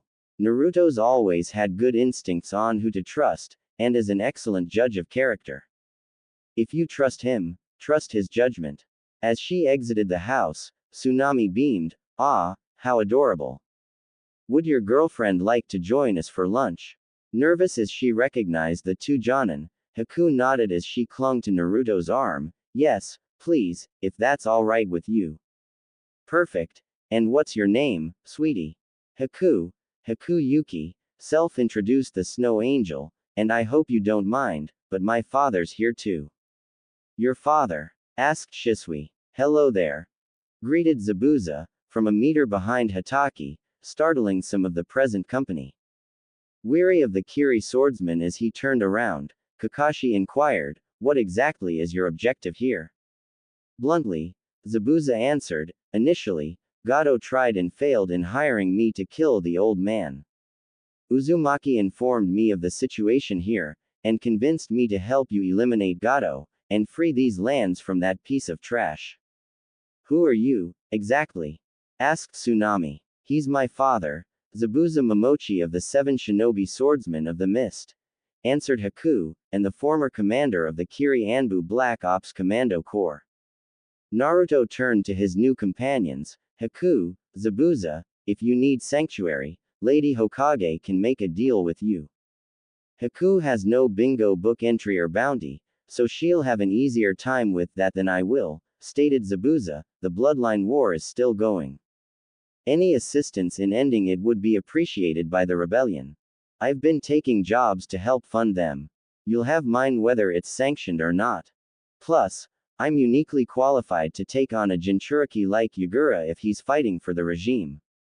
Oh, I have chakra chains, wood release, and the Rinnegan. But I'm sure you remember that from our previous encounters. Yeah, Tsunami wondered, where are we going to put everyone? Whilst cuddling with Haku, Naruto assured, I've got it covered. I'll just make a place for us teenagers while the Jonin use the guest rooms. Exterior. Land of Waves, Tazuna's house, clearing, afternoon. Using wood style, Naruto created a rectangular, 2-story house with a master bedroom, a living room, a kitchen, a bathroom, a restroom, a dining room, and furniture on both floors, with an upstairs porch. Lifting Haku into his arms, bridal style, Naruto carried her to the top floor's master bedroom. Is it just me, or are those 2 getting close a bit too quickly to be natural? Asked Kakashi. Some people just click, and Haku's never had a boyfriend before, replied Zabuza. I've never seen her so affectionate or happy. Well, Naruto's a bit guarded at times too. I've already given him my warning about breaking Haku's heart, but I know he'll treat her well. He already went over the complication of future involvement in the CRA, and they convinced me to give my blessing to their relationship regardless. Not the wisest topic to discuss when meeting your partner's father. Better to get it out of the way sooner than later. And we had a duel. Later. Exterior. Land of Waves, Northern Forest, late afternoon. Whilst scouting, Naruto sensed two figures approaching from behind. Aoi and Raiga. Gato hired you, didn't he? Drawing his stolen sword, Aoi grinned, so what if he did? I will give you a wonderful funeral, shouted Raiga before Naruto turned to stare into their eyes. Universal pull, called Naruto, who pulled the Raijin Ken from Aoi's hand, into his own, then threw a wind chakra enhanced kunai through the rogue Konoha nin's heart, killing him instantly. That was anticlimactic. Shrugged Raiga. Gato has my kid who's dying from a rare illness. I've gotta kill the bridge builder in exchange for my boy's medical treatment. Drawing his sword, Naruto frowned. While your motives of helping your child are understandable, noble and just, the bridge builder's trying to help an entire country. Konoha's Hokage is Tsunade Senju, the best medical mind in the elemental nations. Surely she can save your child if you come with me to Konoha. He doesn't have enough time to make the trip, and Gato said he had a doctor, capable of treating him, arriving as we speak. And you believe that bastard? Questioned Naruto, whose expression softened whilst he lowered his blade. Raiga, please, let me help you save your son. Alas, Raiga charged at Naruto with a wild flurry of attacks which Naruto blocked and parried before slashing diagonally across his chest. His arms falling limp as tears streamed down his face, Raiga dropped the Kiba blades, and fell into his opponent's arms as he was gently laid down. If he's still alive, please save Renmara for me.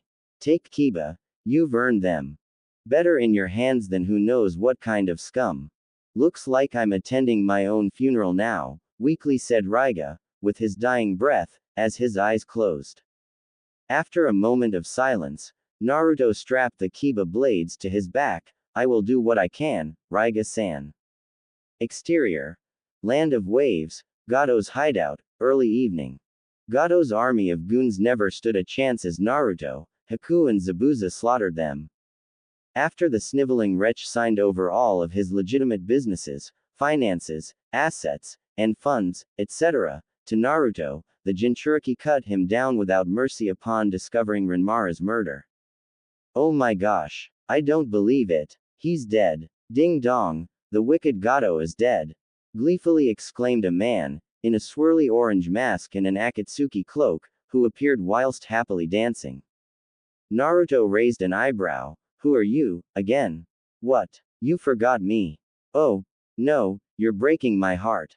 Gasped Toby, melodramatically.